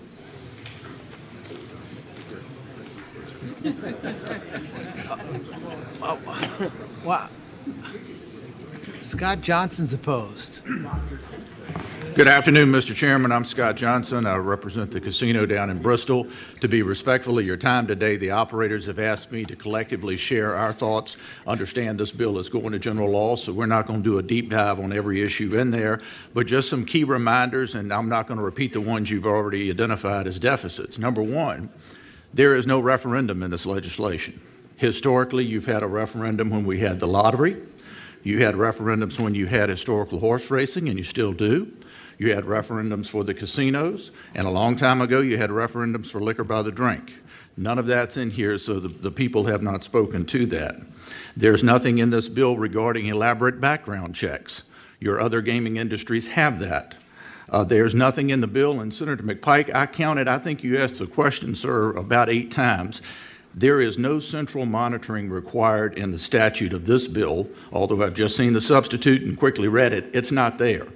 For casinos, for example, in statute, each of you required under the leadership of Senator Lucas at the time that casinos in statute have central monitoring to each machine. Lottery requires duplicative monitoring, so when a wager is placed, that immediately goes to central monitoring to lottery.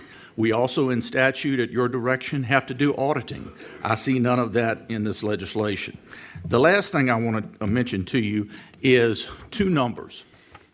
First number is 6,000.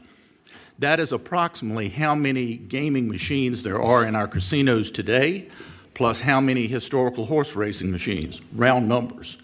In Senator Rouse's legislation, you're authorizing approximately, on a conservative note, 91,000 more machines. How can ABC stand that up to enforce that in 6 months? Mr. Chairman, I thank you for your time. I look forward to talking with you all in general laws. Mr. Chairman. Are there questions for Mr. Johnson? My favorite cross-examiner here has some questions. So, Mr. Johnson, are you saying that if we put all of that into the bill, that you would stand here today and unequivocally say casinos absolutely support skill games going into these small businesses? Mr. Chairman, I cannot say that because there's nothing in the bill. I can't comment on the future as to what you do. It's our job to say, here are the protections you put in for the public. It's your job to protect the public. We'll evaluate every piece of legislation as it comes and pass judgment on it. If we can, we will, and if we can't, we'll tell you we can't. Thank you, Mr. Chairman. I got my answer. Thank you, Mr. Johnson. Thank you. Okay, is there next? Thank you, Senators. My name is Matt Hortenstein. I'm the General Counsel for J&J Gaming. We're headquartered in Illinois. We're the largest distributed gaming operator in the United States. We operate in 7 states currently, only in regulated, licensed tax states. I wanted to clear up a few issues I thought I heard today where people were kind of talking past one another. Start with Senator Peake's comment on the central control system, which is getting a lot of comments today.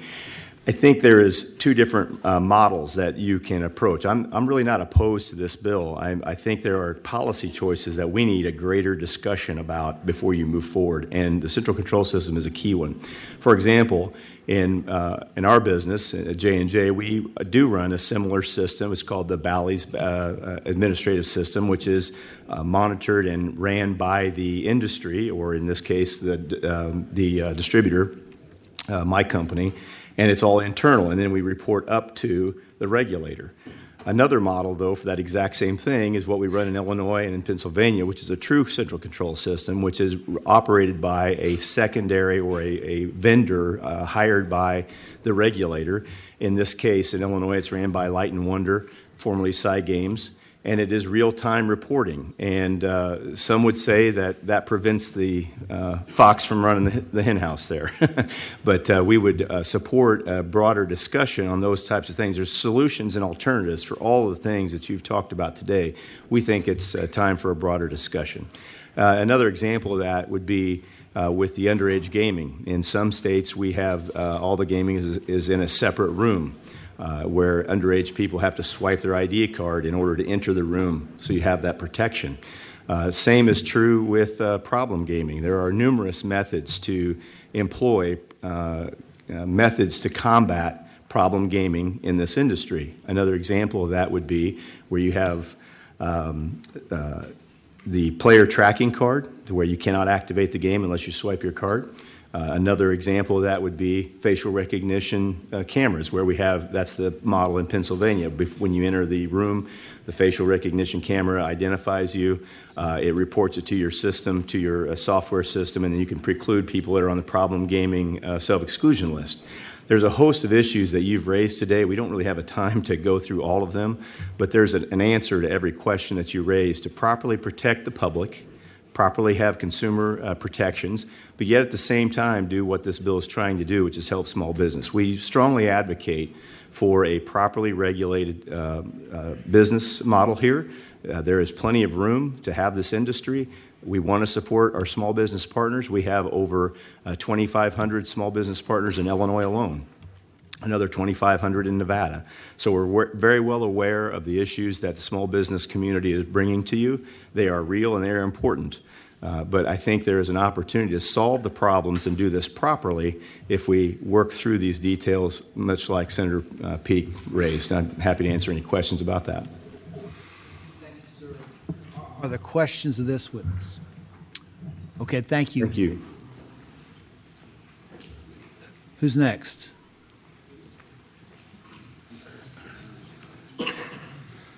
Thank you, Mr. Chairman. Todd Gackey on behalf of the Family Foundation. Of course, our position against gambling is pretty well known, and a lot of points that I was planning to make have actually been made by Senators Evan Marsden and Oben Shane. Let me just make the point here that it's when we're talking about these young kids having unfettered access to being in these areas, convenience stores, shops, where these machines are, is not so much of the payout as much as it is about the fact they're around the machines and they're being desensitized to the gambling. And that is the concern right there. And as far as those who are addicted to gambling, that's fine that you're putting 2% funds into this problem gambling fund, but it doesn't help the individual right then and there who's at the machine, who could be spending their last paycheck, who's away from their family and their kids. That's the issue that we want to see addressed, but we are strongly opposed to this bill. Thank you.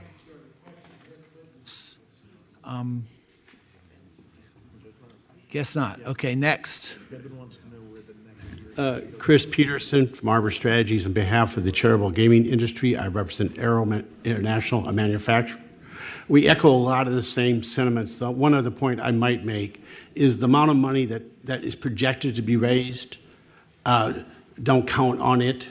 When skill games were operating illegally, you saw, Jay Lark reported on it, we saw actual reductions in lottery sales and lottery revenues.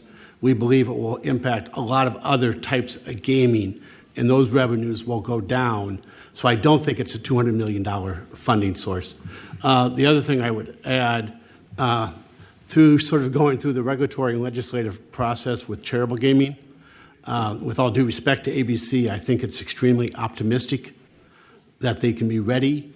I mean, I don't think they have anyone on board that can go in and look at the internals to see if a machine has been tinkered with. I mean, you have to do audits. It's not just registration. You have to have ongoing enforcement, audit, review. So I don't know if ABC could be ready by July if we plan to be out of session in March. Thank you. Thank you, sir. Any questions? Mr. Chair. Senator Stanley. No, I was just going to walk away. Well, too bad. And just a couple questions. One, you all participate in the kiosk that we use for lottery in order to distribute lottery tickets. No, I represent the charitable gaming, electronic pull tabs, and bingo, in which you would see, and which is now the fraternals and veterans groups. And one more question. Senator Stanley. And sir, and then you were familiar with the litigation. Did you ever see the transcript of the deposition of Kevin Hall, the former commissioner of lottery, where when shown the statistics, he agreed that there was no demonstrable reduction in lottery sales in the stores where these skill games were operating during the pandemic, and in fact that lottery actual ticket sales went up from those skill games when they were being operated in those very stores. Mr. Chairman, Senator Stanley, I thought lottery reported at various times decreases in revenues, and I thought Jay Lark also reported that they anticipated revenues would be lost. Potential, yes. Potential, but not actual. In fact, it was I'll different. stand corrected then. Yes, sir. Thank you. Thank you, Mr. Chairman. Thank you. Are there additional questions? Who's next? It doesn't appear there's anybody next. Senator Rouse, do you want to finish up, or? Thank you, Mr. Chairman and members of the committee. In closing arguments, I just want to, this is a small business bill. It's a skill gaming bill. It's looking out for the mom and pops and small business of many of our communities throughout Virginia. This skill gaming bill will help stop the proliferation of illegal gaming throughout the Commonwealth of Virginia. It does have the potential to bring in revenue in the sums of $200 million. And in the last year's budget that we passed, it brought in the sums of $130 million in self-reporting. Now that we have an opportunity to tax, regulate, and enforce this industry, we can make sure that that revenue can go towards our critical issues and needs and our priorities as well. And so I thank you for your time, Mr. Chair and members of the committee, in hearing this small business skill gaming bill. Thank you. Senator Lucas has got a question. Yes. No, I don't have a question. I just have something to say. I always have something to say. Mr. Chairman, I just want to associate myself with the remarks that are made by Senator Rouse, and also say that I know that there's a protocol that we follow, and I know this bill is probably going to go to general laws, but I hope you all are not going to fool around with this bill, because I hate to have to unravel this thing when it gets to finance.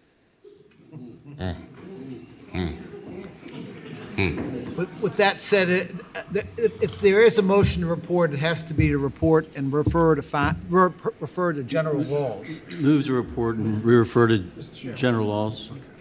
Senator Stanley. And the reasoning is, Mr. Chairman. The reasoning is the rules of the Senate say that gaming bills go to general laws. The chair of general laws, Senator Eben, has requested the bill, and I'm going to follow the protocol of the Senate. So there's been a motion to report and refer to general laws. Is there a second? There's a motion to report and second. Are there substitute motions? Is there any further discussion? Mr. Chairman. Mr. Chairman, is it report and refer? Report and refer to general laws. That doesn't have to be the motion. Mr. Chair. Is there a substitute? Well, it's the rules say that gaming bills go to general laws. There were elements of this bill that needed to be heard in this committee, and that's why it came to this committee. But the committee, the chair of general laws has requested the bill, and what I told him we'd do is we'd hear the bill, and if we reported the bill, we would refer it to his committee. Right, that would be the motion, and that has been the motion. It's been seconded. Discussion. And discussion, Senator Stanley. Mr. Chairman, my concern is, of course, this has been, I think, a really good discussion about this. I think this is a very serious issue that we have for our small businesses that need to be solved. Am I biased? Yes, because I represented Hermie Sadler, and we were able to keep these games running. But however, if we are then to break this very good bill down, there's also considerations in the criminal code. So after general laws, does it not then go to courts of justice? Where does it stop? And so I think, quite frankly, this ought to go on to finance. There are elements of the bill that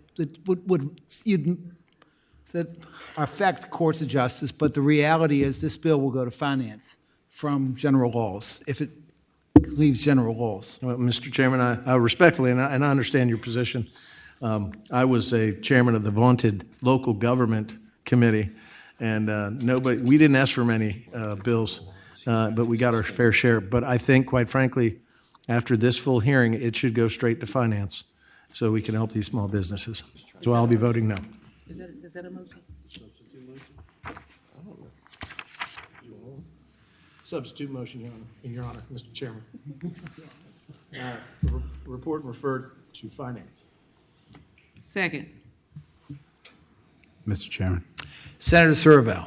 Thanks. I just wanted to make it clear because I was kind of sort of referenced by Senator Stanley, but I know when sometimes we have bigger bills that make multiple pit stops in multiple committees. For example, we did cannabis a couple of years ago. I think it went through rehab, then it went to judiciary, then it went to finance. All over the place. And that one had some pretty heavy-duty implications, and 18.2 in it. It actually created a whole bunch of new crimes, which is why it went there. This one actually, I think, deletes crimes from 18.2. It actually reduces the scope, and that's why I haven't requested it as the chairman of the Courts of Justice Committee. So that's why it's not going to Courts of Justice. I don't think it needs to, although if anybody wants to look at it, we can talk about it, but I'm not. My initial reaction was no. So I don't think it's unusual for a bill to make a couple of different pit stops before it gets to home plate.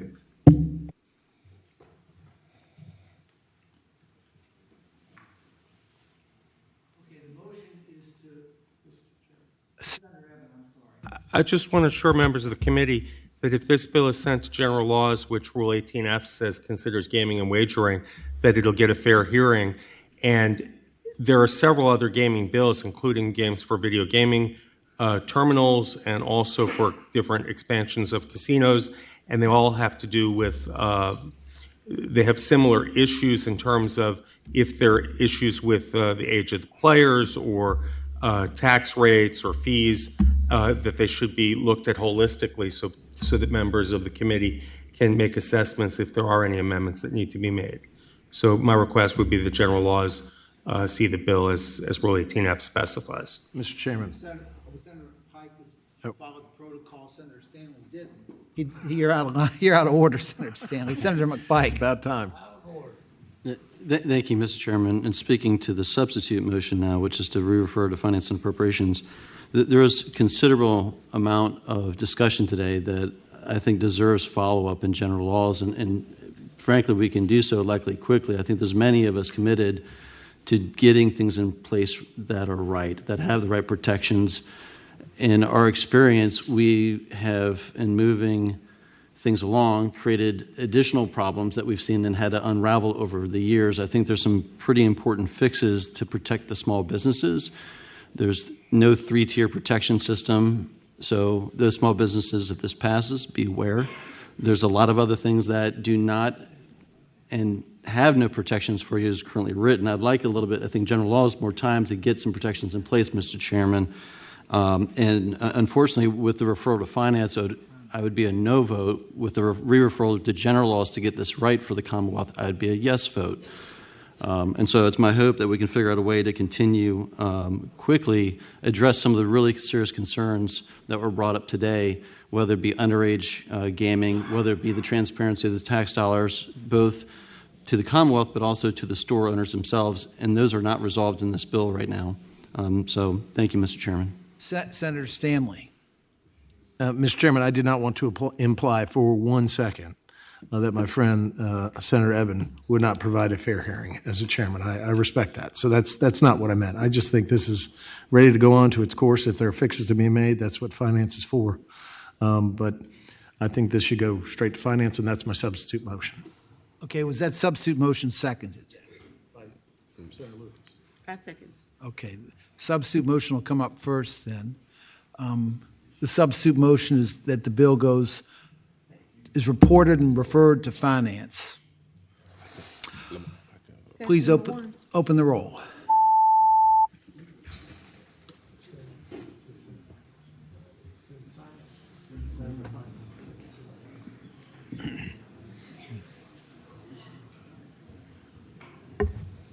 Ayes 10, noes 5.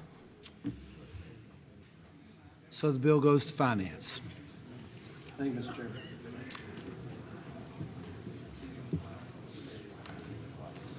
Okay, the next bill, we've got one of my bills and a bill from Senator Lucas, and it's ladies first. So Senator Lucas, Senate Bill 1, you can take it up here or you can go to the podium.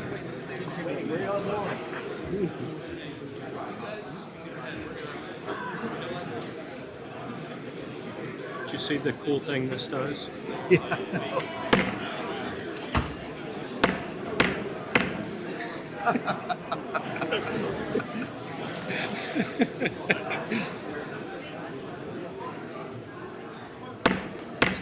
Bill, hey Bill, and I got your back too. You know that. And I love you too. This is important because you don't need to be mucking around with it. Well, that was just a deal they made, and I felt like I was committed to it. You let it do it. You and I together. We are together. We are together. As long as you bring Connie along. Yes. Connie's having some little health issues. I know he is. Hey, I'm worried about him. He's lost 60 pounds, and I'm so worried about it. He's going there for a full body scan. Don't know what it is. He's just been dropping. It's like a spoon. It's hot as hell.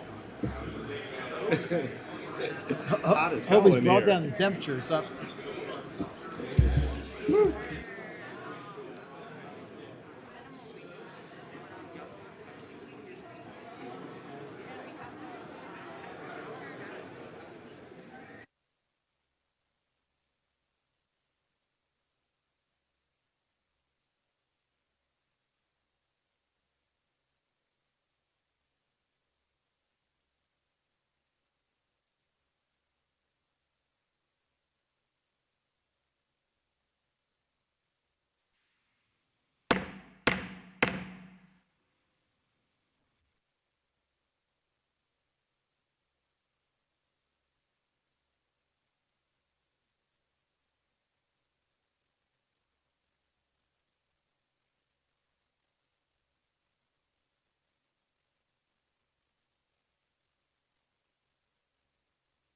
Okay, now we're going to take up Senate Bill 1 from Senator Lucas. You want to do the bill from the dais? Yes, sir, I do. Okay. Senate Bill 1. Turn your attention to Senator Lucas. Thank you, Mr. Chairman. Thank you, Mr. Chairman. The first thing I'd like to do, Mr. Chairman, I think there's a substitute, but I'd like to roll those the three bills together. We don't have one yet? Okay, then I was just going to present my bill. The bill will have to go to finance anyway. So okay. Thank you, Mr. Chairman. Mr. Chairman, Senate Bill 1 is to raise the minimum wage in Virginia. This bill fulfills the reenactment requirements placed on the minimum wage law you supported in 2020. This bill is intended to satisfy the reenactment requirements for the minimum wage law we passed in 2020. And since that law passed, the minimum wage has increased from the federal minimum of $7.25 per hour in 2020 to $12 in January 1, 2023. Now, under this bill, the minimum wage goes up statewide by set increments on the first day of each year as follows: 2025, $13.50 per hour; 2026, $15 per hour. And so, Mr. Chairman, I have a lot of other information here, but you all have it at your disposal. So with that, Mr. Chairman, that is the bill. Okay, I think that this is a simple bill. It's just reenacts what we did before. Are there members who have questions who want to talk about it? There are a couple other bills, there, and Senator Lucas has indicated there will be a substitute. I assume that will come in the Finance Committee, because the bill, if it's reported from here, it will have to go to Finance. Mr. Chairman? Senator McDougal. Just make sure I understood. I thought I heard the chairman say this did something we did before, but I don't, did we ever? This reenacts the legislation we for passed 2020. in 2020.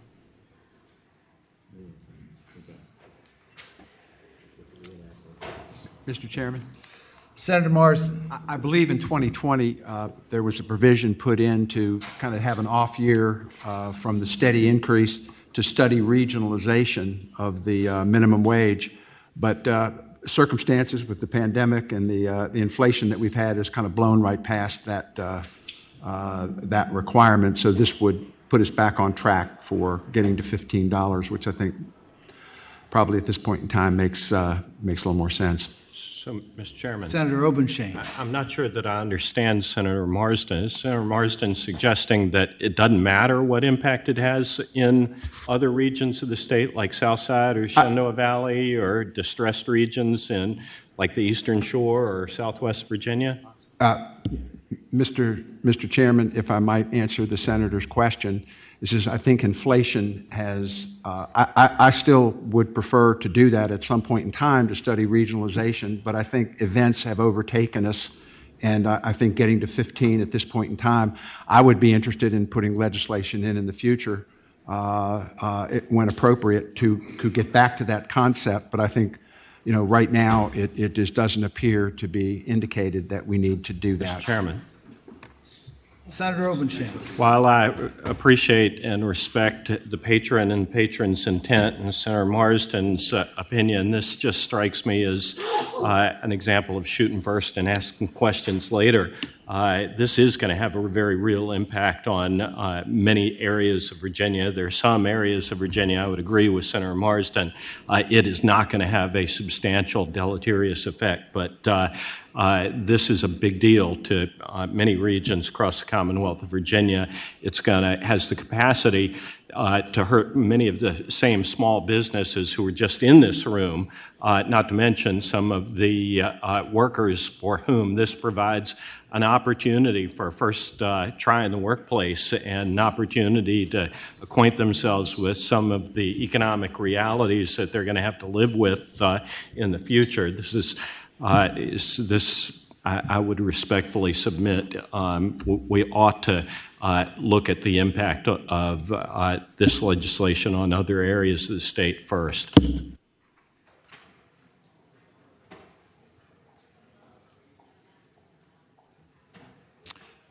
Senator Obenshain, for what it's worth, I mean, I know one of the biggest farmers in the part of the area that I used to represent, that now I think Senator Head represents,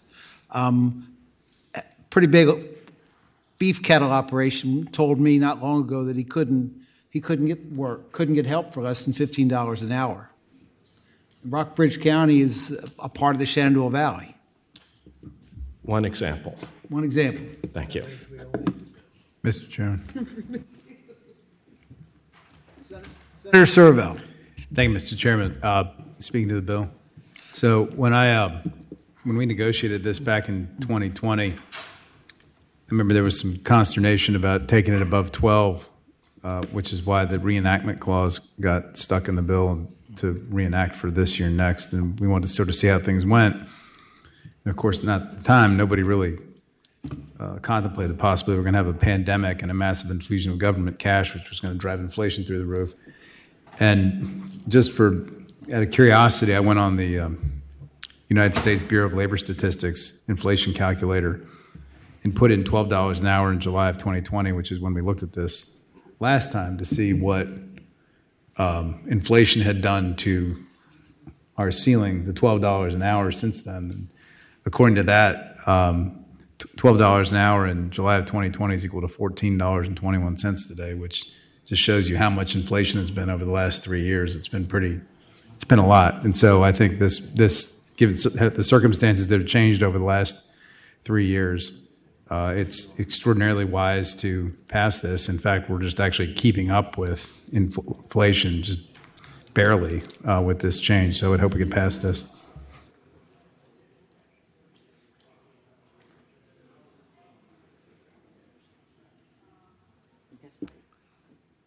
Mr. Chairman. Anybody in favor? Well, well, I would just say that one thing that I've thought about is that the Medicaid dependent providers set their rates on October 1. The rates go into effect January 1. There's no legislative session in between. And if this impacts that, that's something that I hope the Finance Committee will consider when the bill will have to go there from here. Are there people in favor of this bill? Mr. Chairman. Senator Locke, I apologize. Mr. Chairman, I want to speak specifically to a group of workers. When I was on the budget hearings for Hampton Roads, there were a number of home care workers who came onto those calls.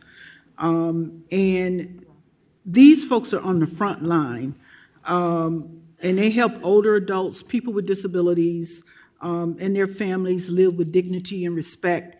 And these are essential workers. They worked through the pandemic and keeping our loved ones out of institutional settings.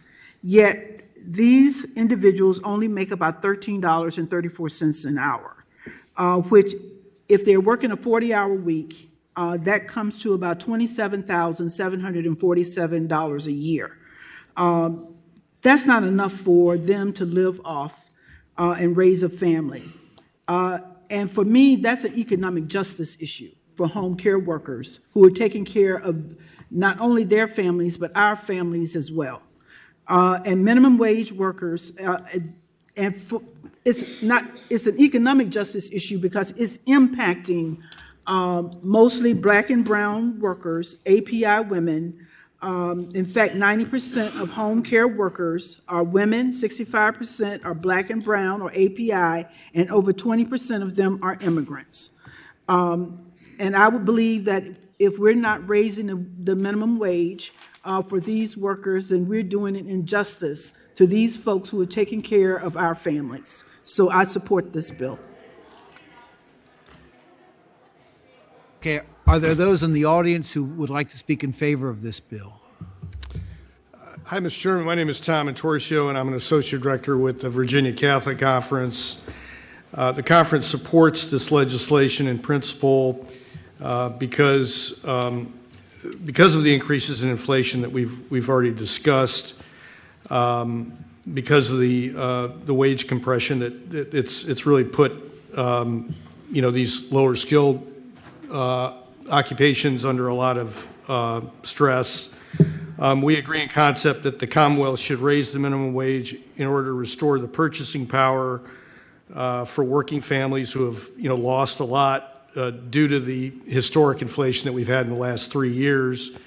And we also believe that low-wage workers tend to pay more in taxes as a percentage of their income because of the sales tax that they pay for necessities like food and utilities. And though we have reduced the sales tax in Virginia, they still pay a disproportionate amount of their income in sales taxes and utilities and food. And so this would provide if you will, a restorative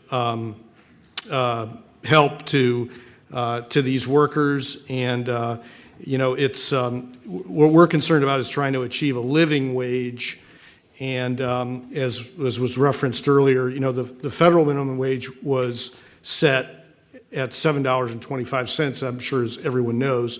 Of course, we're above that now. We're at $12, but the feds have not moved on this since 2009, and so Virginia is actually one of about 30 states that are taking initiative and trying to, fill that gap. So I would, again, just like to thank you, and we would urge your support for the legislation.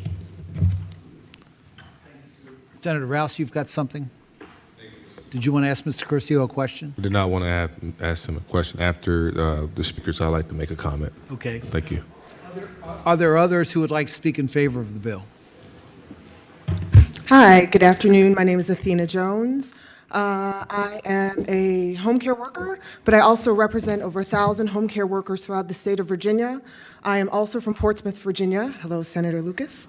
I want to echo the importance of realizing that the low minimum wage creates a system of servitude standard of living. It is a servitude standard of living. So what happens is home care workers earning $13.34 an hour, not being able to even earn $30,000 a year, prevents them from being able to work just one job, a servitude standard of living. And so what's happening with home care workers is they're working 2 and 3 and 4 jobs to be able to keep up with the expansion of inflation.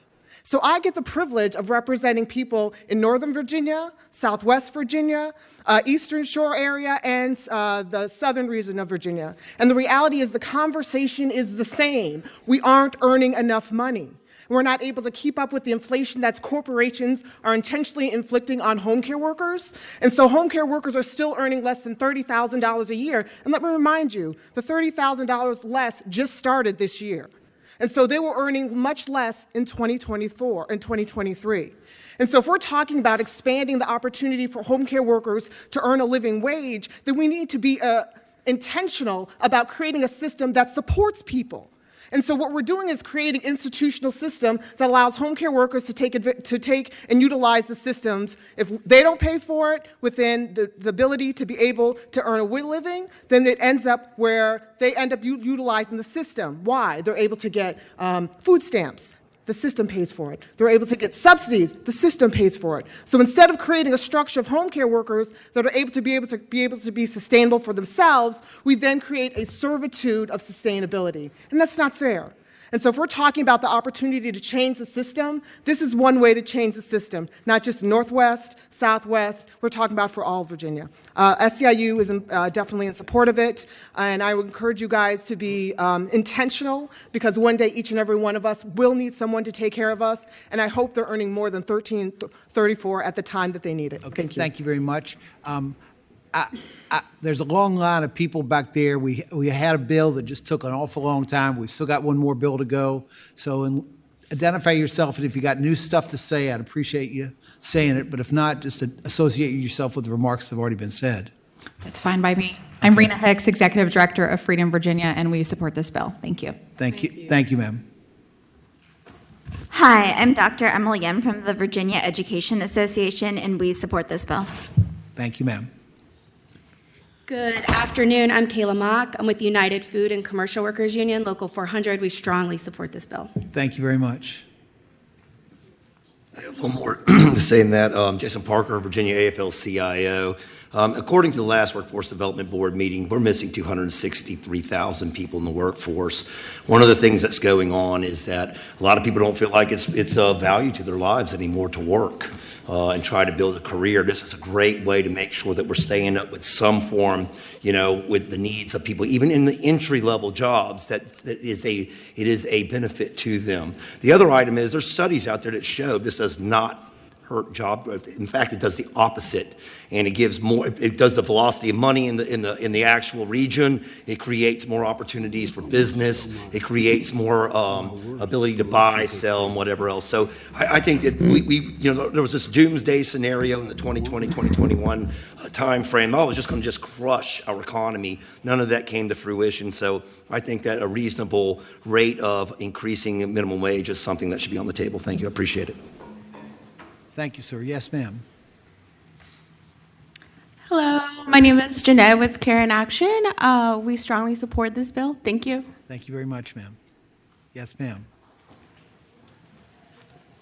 Good afternoon. Nikki Robinson with CWA, Communication Workers of America. We also support the bill. Thank you, ma'am. Yes, sir. Hello, Christian Martinez, CASA. We support the bill. Thank you. Thank you, sir. Good afternoon. Ashley C. Kenneth, President and CEO at the Commonwealth Institute, and we support this bill. Thank you, ma'am. Hello, Mr. Chairman, members of the committee. Dana Wiggins with the Virginia Poverty Law Center, and we, of course, support this bill. It is an economic justice issue. Thank you. Thank you very much. Chairperson, members of the committee, Jason Hatcher, the Virginia Interfaith Center for Public Policy, and we support this bill. Thank you, ma'am. Okay, is there anybody else? Is there anybody in opposition? Okay, we've got the bill before you. What's your pleasure?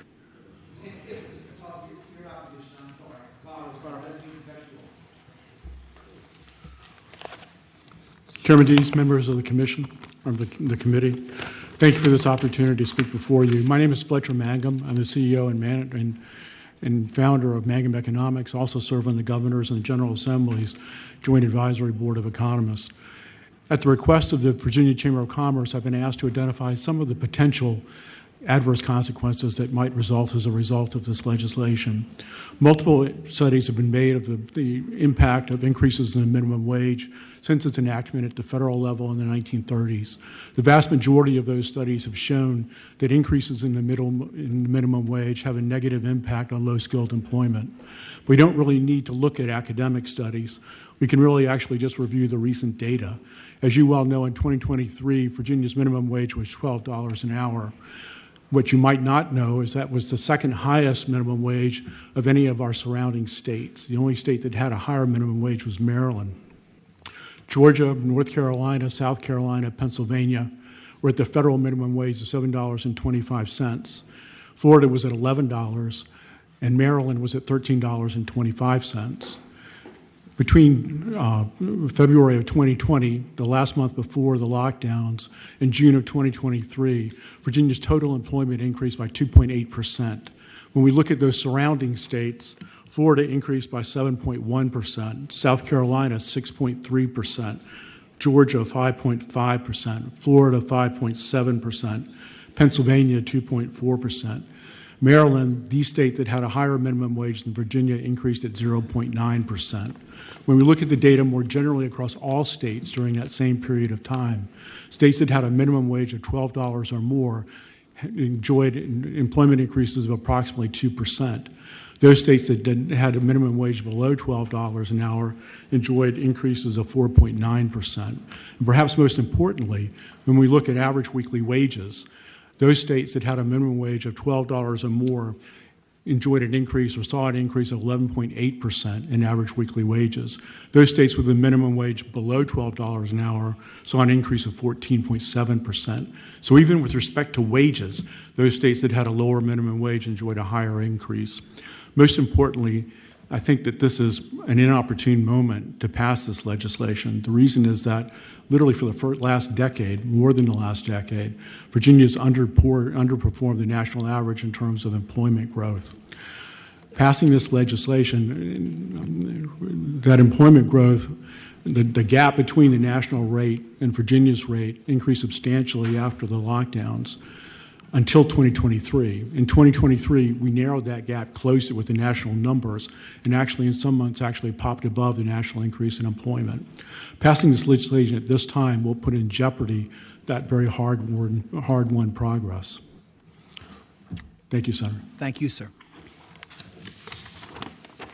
Yes, sir. Thank you, Mr. Chairman, members of the committee. Ethan Betterton with the Virginia Chamber of Commerce. I'd like to thank Mr. Mangum for coming here today to speak to you all. We associate ourselves completely with his comments and therefore oppose the bill. Thank you. Thank you so much, sir. Good afternoon, Julia Hammond on behalf of NFIB, Virginia Small Business Trade Association, and we associate our comments with the earlier gentleman. For us, I don't know how we were going to be able to make up these increased benefits if not for increasing prices or possibly laying people off, reducing benefits. There's just not enough money. Okay. Thank you.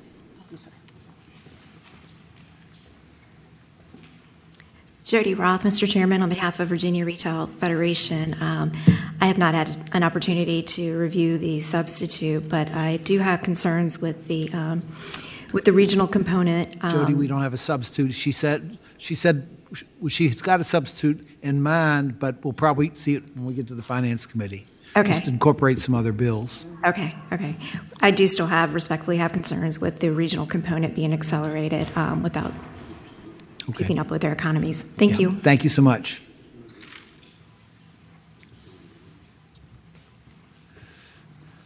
Mr. Chairman, members of the committee, Kyle Shreve on behalf of the Virginia Forestry Association as well as the Virginia Farm Bureau Federation. For the reasons you've heard before, we do oppose the bill. Thank you so much. Mr. Chairman, thank you. Brett Vassey, Virginia Manufacturers Association. 2 points you haven't heard today, but we've been consistent since 2020. Number one, we would like to see total compensation calculated as part of the consideration here. Many industries like ours, legacy industries, we invest heavily in our total benefits packages. We have pensions, we have full benefits, we have profit sharing, we have bonuses, and we have wages. Comparing just a salary in Northern Virginia against a total package like that as a manufacturing employee in Galax, Virginia, are apples and oranges. We need that consideration. The second is for those of you who ask questions about where we're at today, $12, and then we're going to go to $15. This is no longer about minimum wage. For our industry now, this is about wage compression. Everybody who made $15 an hour now wants 20. Everybody who made 20, they now want 30. You can see the math. So what it does is it limits the opportunity for the entry-level jobs in our industry, which used to be in warehousing and fulfillment. We now have to look at other alternatives because the more we drive wages up for everybody, this is no longer about people making $12 an hour. Everybody wants now $5 to $7 more per hour. That's what's happening in our industry, and you can see the wage escalation. It makes us less competitive against imports, and it makes us drive cost up. It actually increases inflation. So for us, we have those considerations. Yeah, for Mr. Vassey. So if everyone wants $5 or $7 more an hour, how is increasing those at the bottom by $2 an hour going to impact that? Well, what I'm getting at is folks who were making for us $10 an hour to $12 an hour in our warehouses, that's probably the lowest entry level. When we go to $12 an hour, now we go to $15, they're going to want way past $15. What happens is everybody else who is in, like, for instance, production, generally 18 to 36 an hour, they all look at that and they say, well, you have somebody completely unskilled, you're now paying $15 an hour, what about me? And so we have a complete upending of our wage scales. And we're just 2.5 years into this. We need stability. And it's just too premature to keep adding on at this point. That's what we're looking for. Thank you. Okay, thank you, sir. Is there anybody else? Okay, the bill's before the committee. I think Senator Rouse had something he wanted to say. Thank you, Mr. Chairman. I think working families are looking for stability. As a young man that grew up in a single parent household, and we were a working family, everybody had to work. Whether it was at the local grocery store or working at the bus garage, we all had to work to make sure we could buy our own school clothes, keep a roof over our head as well. And now that seems to be the norm in our society. The cost of living has outpaced a livable wage. So $13.50 an hour, it could be a lot more. It should be a lot more. So, Mr. Chairman, I just wanted to make those comments and from a perspective of the future workforce. These kids today are smart, very smart. They're utilizing technology and trying to become social media stars, not trying to get into the workforce because it pays a lot more. So if we're going to attract, retain, and keep future workforce, do we have to pay them a livable wage? We have to make sure that those earnings go up. And again, I understand about pay compression. I was on the Virginia Beach City Council where we helped solve pay compression. We made the largest investment for our city workers, for our employees, over $30 million to help solve that compression for our first responders. So it can be done. It can be done. So thank you, Mr. Chairman. Okay, thank you. The bill's before the committee. If it's going to be reported, it has to go to finance. So the motion would be to report and refer to finance. So move. Got a motion and a second. Are there substitute motions? Or is there any further discussion? If not, open the roll.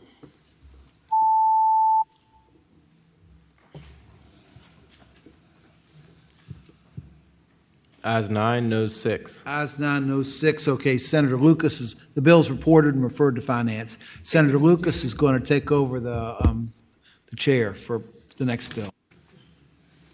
I'd like you all to turn your attention to the chairman. He's going to now present his bill. You want to go here or there? Oh, I can go here. I think I've got some friends. I'll Okay. probably need a lifeline or two.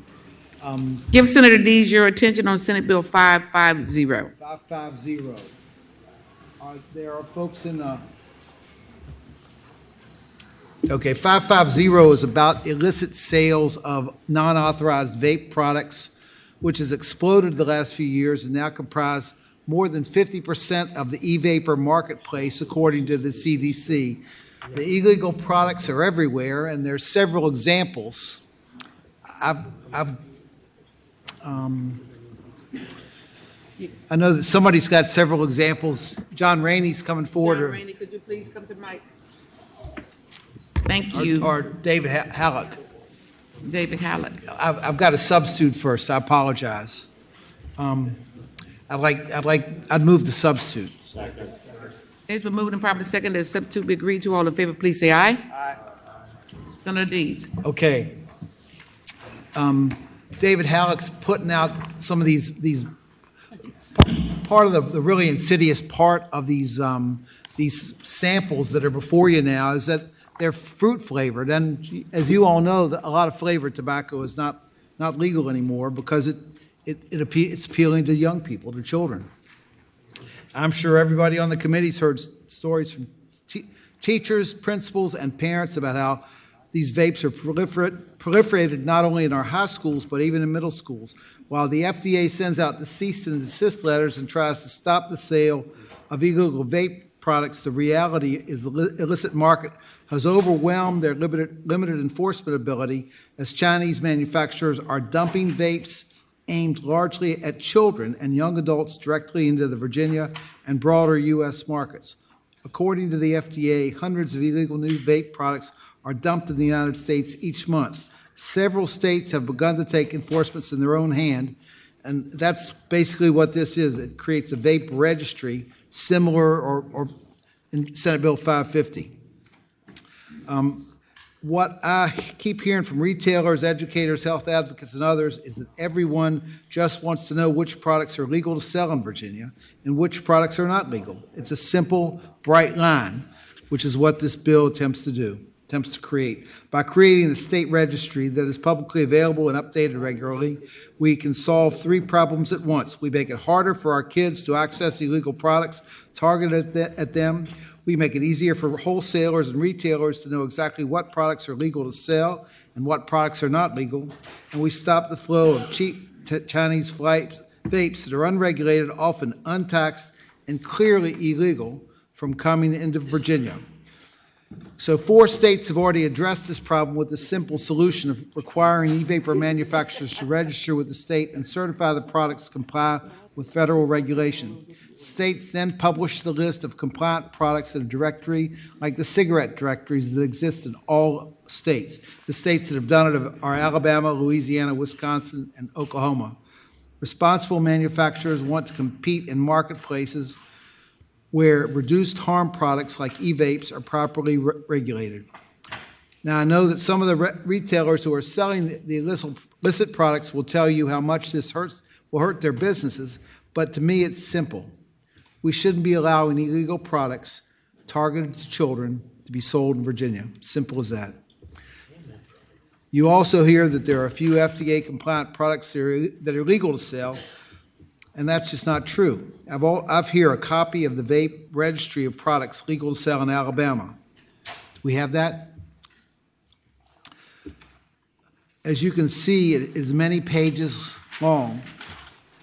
More than 1,400 products perfectly legal to sell to adults from 19 different manufacturers who are abiding by the law.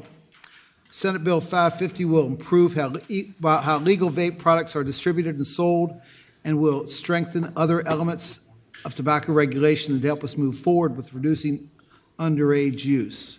And the bill, if the motion is to report it, will have to go to finance.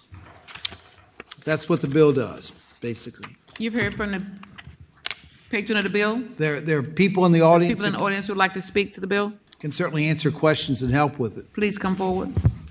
Thank you, Madam President. Mr. Chairman, members of the committee, David Halleck on behalf of Altria. We'd like to thank the senator. Made a very good explanation of what we're trying to do. It's a very simple problem at the end of the day.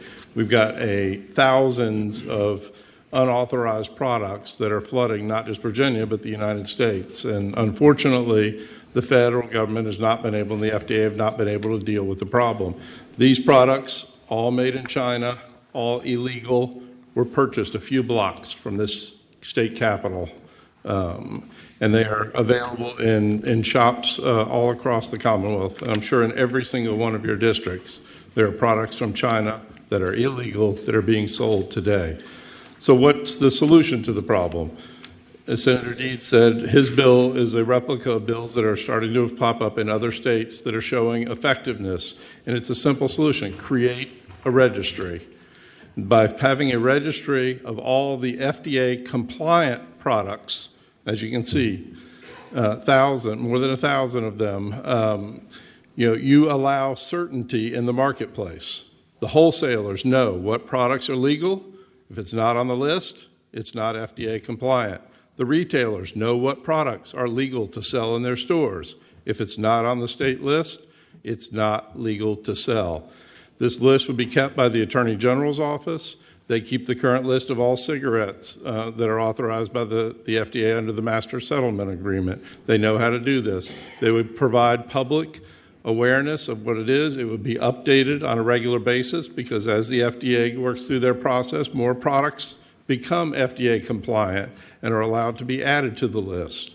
So it creates that certainty for our retailers, for our wholesalers, for our manufacturers as to which products are FDA compliant and should be sold. And it makes sure we get the thousands of illegal products flooding the market from China that are targeted towards our kids. These are the ones that have the flavors, that have the funny names, that were finding their way into our middle schools and our high schools across the Commonwealth. We need to make sure we have a list that everybody knows these are legal. If it's not on the list, it's not legal.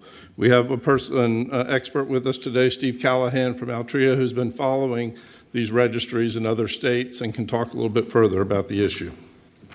Mr. Chairman, member of the committees, my name is Steve Callahan. I work for Altria and I lead our enforcement efforts on behalf of the company. Thank you for the time today. I just want to say this is a very important bill that we support.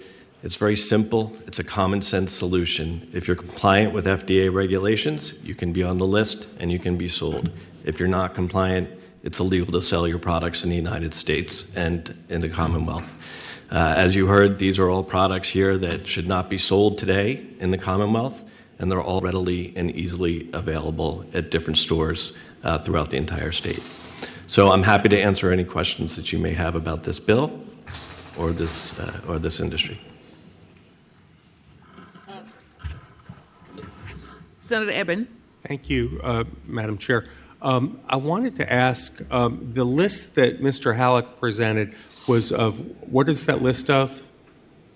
So, Mr. Chairman, Senator Eben, that is an example of a registry that is today in place in the state of Alabama. So there are 4 states, Alabama, that's a registry in the state of Alabama today. Because if I might follow up, Madam Chair, it was my understanding that as of this month, only 9 vapor products had been approved by the FDA that include nicotine. Is that accurate?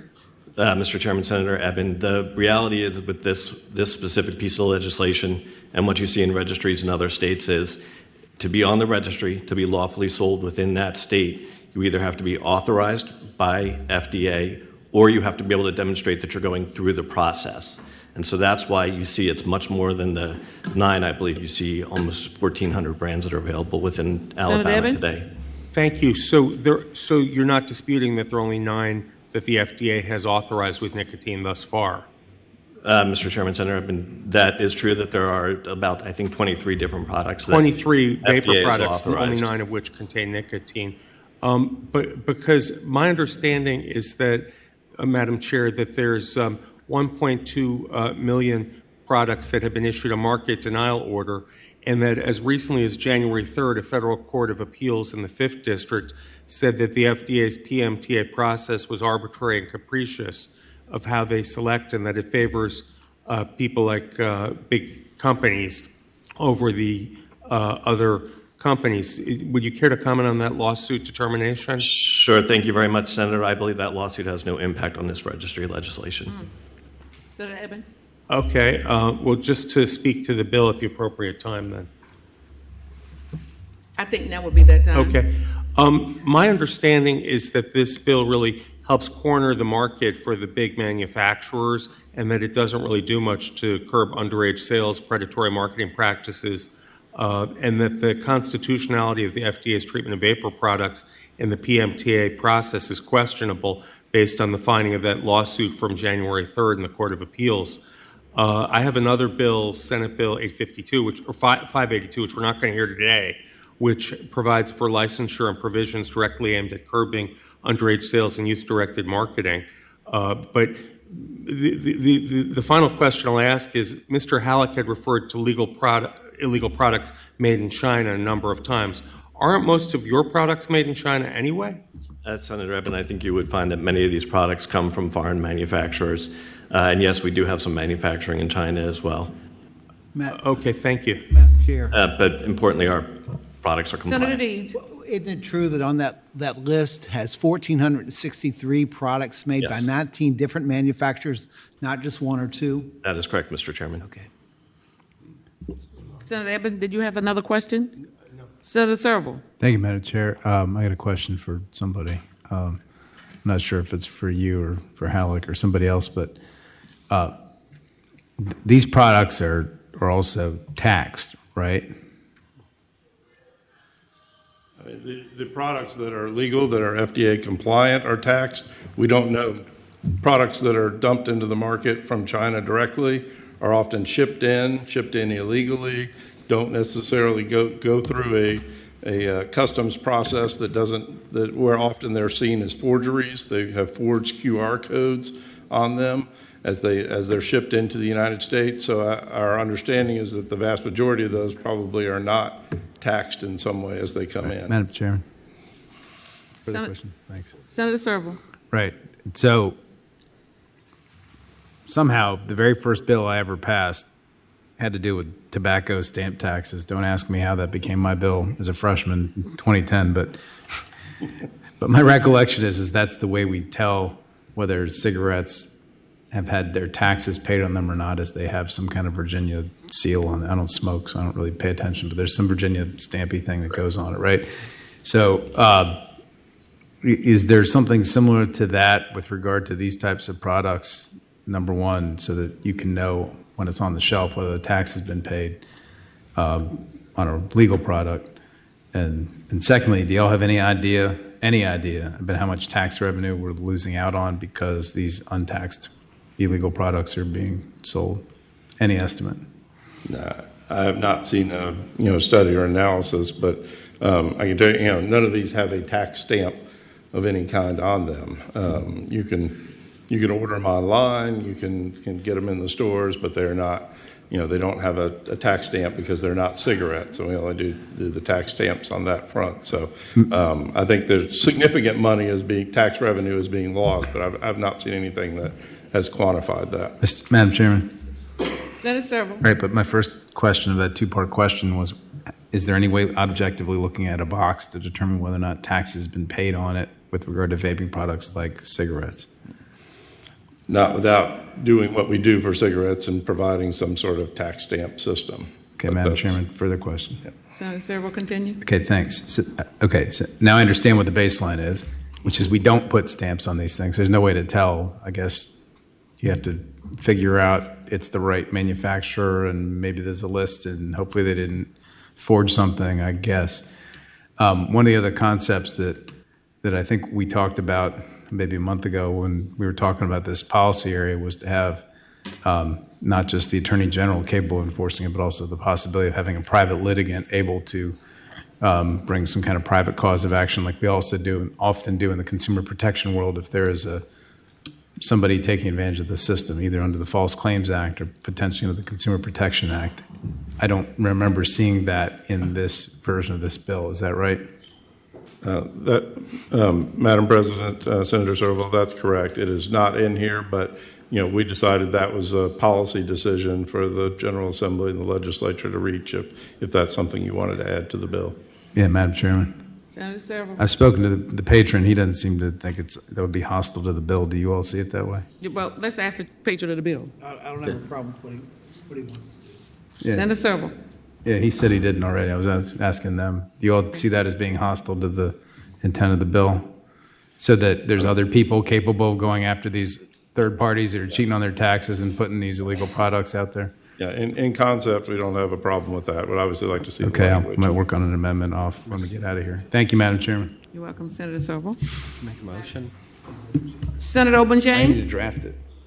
See, So, you can draft. and I don't know whether there's a motion or not, but Not if yet. if it is the intention to offer an amendment like that, I mean, I would be very interested and concerned about who that lawsuit could be against. I think the implications raised by the speakers is that many of these small businesses may be innocent victims themselves, and they may not know that the items that are placed on their shelves are not on the list, or they may be deceived about whether they are on the list. And my understanding is that many of the manufacturers of these things are just, ghosts out there that you're never going to be able to recover from. Madam Chairman.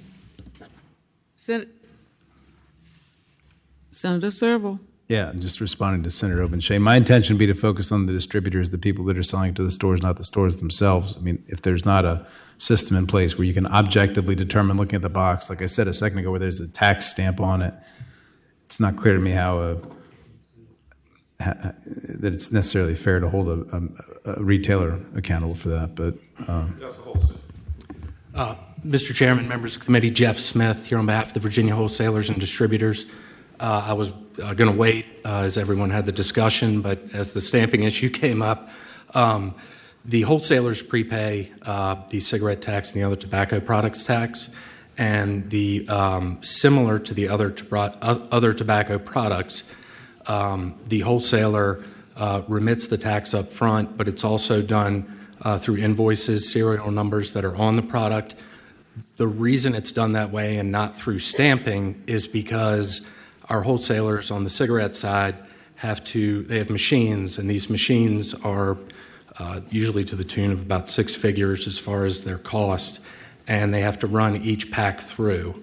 And the carton will go through, the machine opens it, and stamps each individual pack. There's much more uniform packaging on the cigarette packages versus your OTP products, which vary in size, shape, how much are in it. And so stamping becomes very problematic because it's a very labor-intensive process.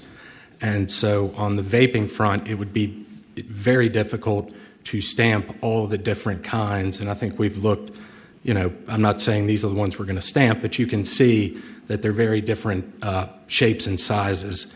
And so the way it's done is through the invoice, sales reports, where everything went. We have to report where it went, who we sold it to, how much, and all those are done through the various serial numbers on the packaging. So, and then you can basically trace it back to where it went. And I think with the illicit products, you're probably not going to find that anyway.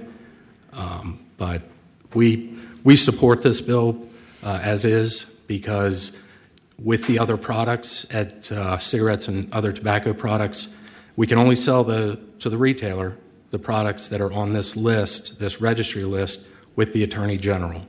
And this is simply adding the category of the vapor products. So I was back there waiting for the discussion, but as it evolved into the stamping side, I felt it just to kind of step up. And Senator Sherville, glad to answer any questions you might have. Thank you. Good afternoon, Mr. Chairman, ladies and gentlemen, members of the committee. B. Gonzalez on behalf of Sheets. We support this bill because it provides a clear standard of what's legal and not legal. And so we want to provide on our shelves the safest, most legal product.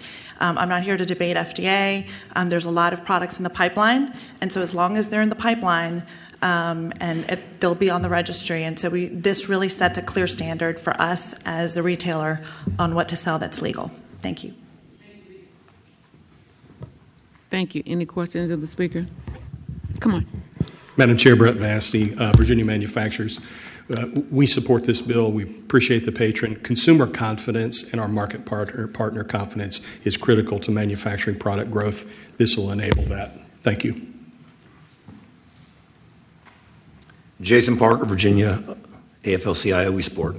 Thank you. Thank you.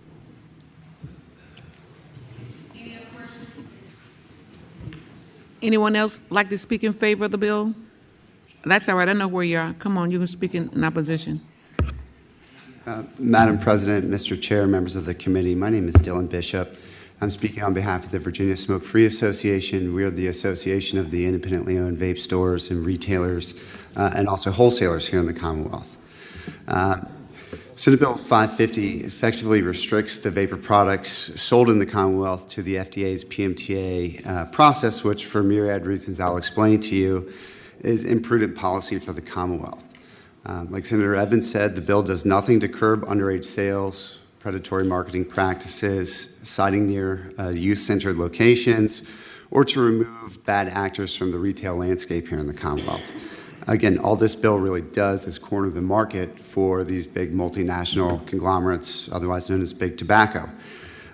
Since the PMTA process was established in 2021, its approval rate for vapor products has been 0.00001854%. Why, you might ask, is the approval rate so laughably low? It's because as recently as January 3rd of this year, not even 2 weeks ago, a federal appeals court in the Fifth Circuit determined that the FDA's PMTA process, as it relates to vapor products specifically, is arbitrary and capricious. As of January 1 of this year, only 23 vapor products have received PMTA authorization from the FDA, 9 of which contain nicotine. They all fit on one page. The highlighted ones are the products that contain nicotine. The other products are the batteries and the chargers. I believe this list is a little bit disingenuous because it's products that are pending approval. These are products that are moving through the process.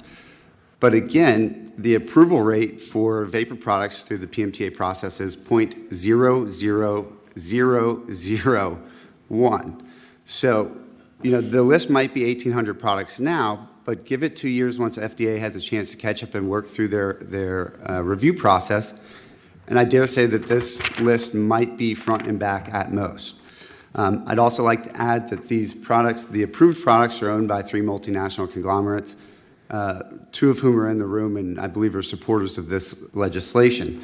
I'd also add that these products are also more likely than not made in China. So not really sure that the references to China repeatedly.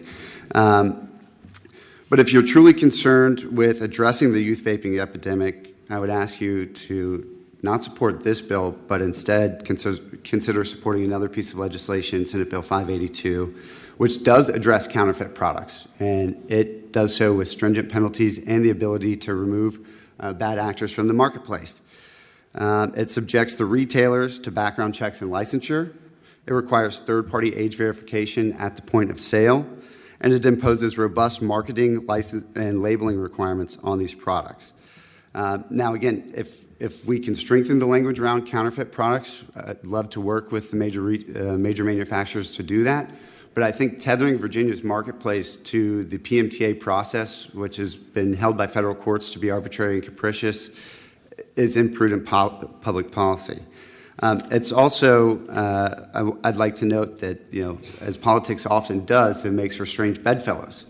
I've been given permission to speak on behalf of Tobacco 21, the Preventing Tobacco Addiction Foundation and Tobacco 21. Unfortunately, their representative could not be here today, but we've been working with them hand in glove in drafting our licensure bill. And I'll just read 2 or 3 sentences from this letter. The Preventing Tobacco Addiction Foundation, Tobacco 21, strongly opposes Senate Bill 550 to establish a directory of liquid nicotine and nicotine vapor product manufacturers, which would benefit only the few major tobacco manufacturers who have received or are likely to receive FDA authorization under its PMTA process. At tremendous cost to the Commonwealth, the bill directs the Attorney General and Tax Department to conduct record-keeping, audits, inspections, and investigations related to this wholly unnecessary directory. Importantly, the bill fails to address the ongoing epidemic of underage tobacco and nicotine use and addiction in Virginia that was created by big tobacco and exacerbated by egregious underage retail sales. Please be aware of Senate Bill 582, sponsored by Senator Edmund, that will more effectively and efficiently hold all manufacturers of liquid nicotine accountable for complying with state and federal laws. I respectfully ask that you vote no on Senate Bill 550 today, and I would reiterate that last sentence there. So I'm happy to answer any questions the members of this august body might have. Questions of the Speaker? Seeing none, I'll turn it back over to the pager to wrap up. Thank you, Madam President. Mr. Chair. Madam Chair, members of the committee, that list from Alabama has over 1,400 names on it, 1,400 approved products from 19 manufacturers. Nobody's got a corner on the market. No, we're not trying to corner the market through this legislation. We're trying to keep these illegal vapes out of children's hands. This bill will have to go to finance. Senator Evans' bill, Mr. Bishop's bill is in finance, and I would suggest if there is anything in that bill that needs to be part of this, that's where it can happen.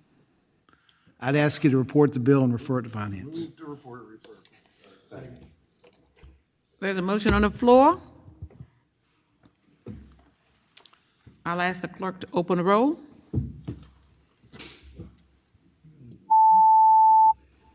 All in favor, vote aye. Nays have the same right. Ayes 14, noes 1. Ayes 14, noes 1. The bill will be reported and re-referred to the Senate Finance Okay. for the substitute. Thank you, Senator Lucas. We will rise. Wait a minute. The Senate of Virginia, Richmond, Virginia.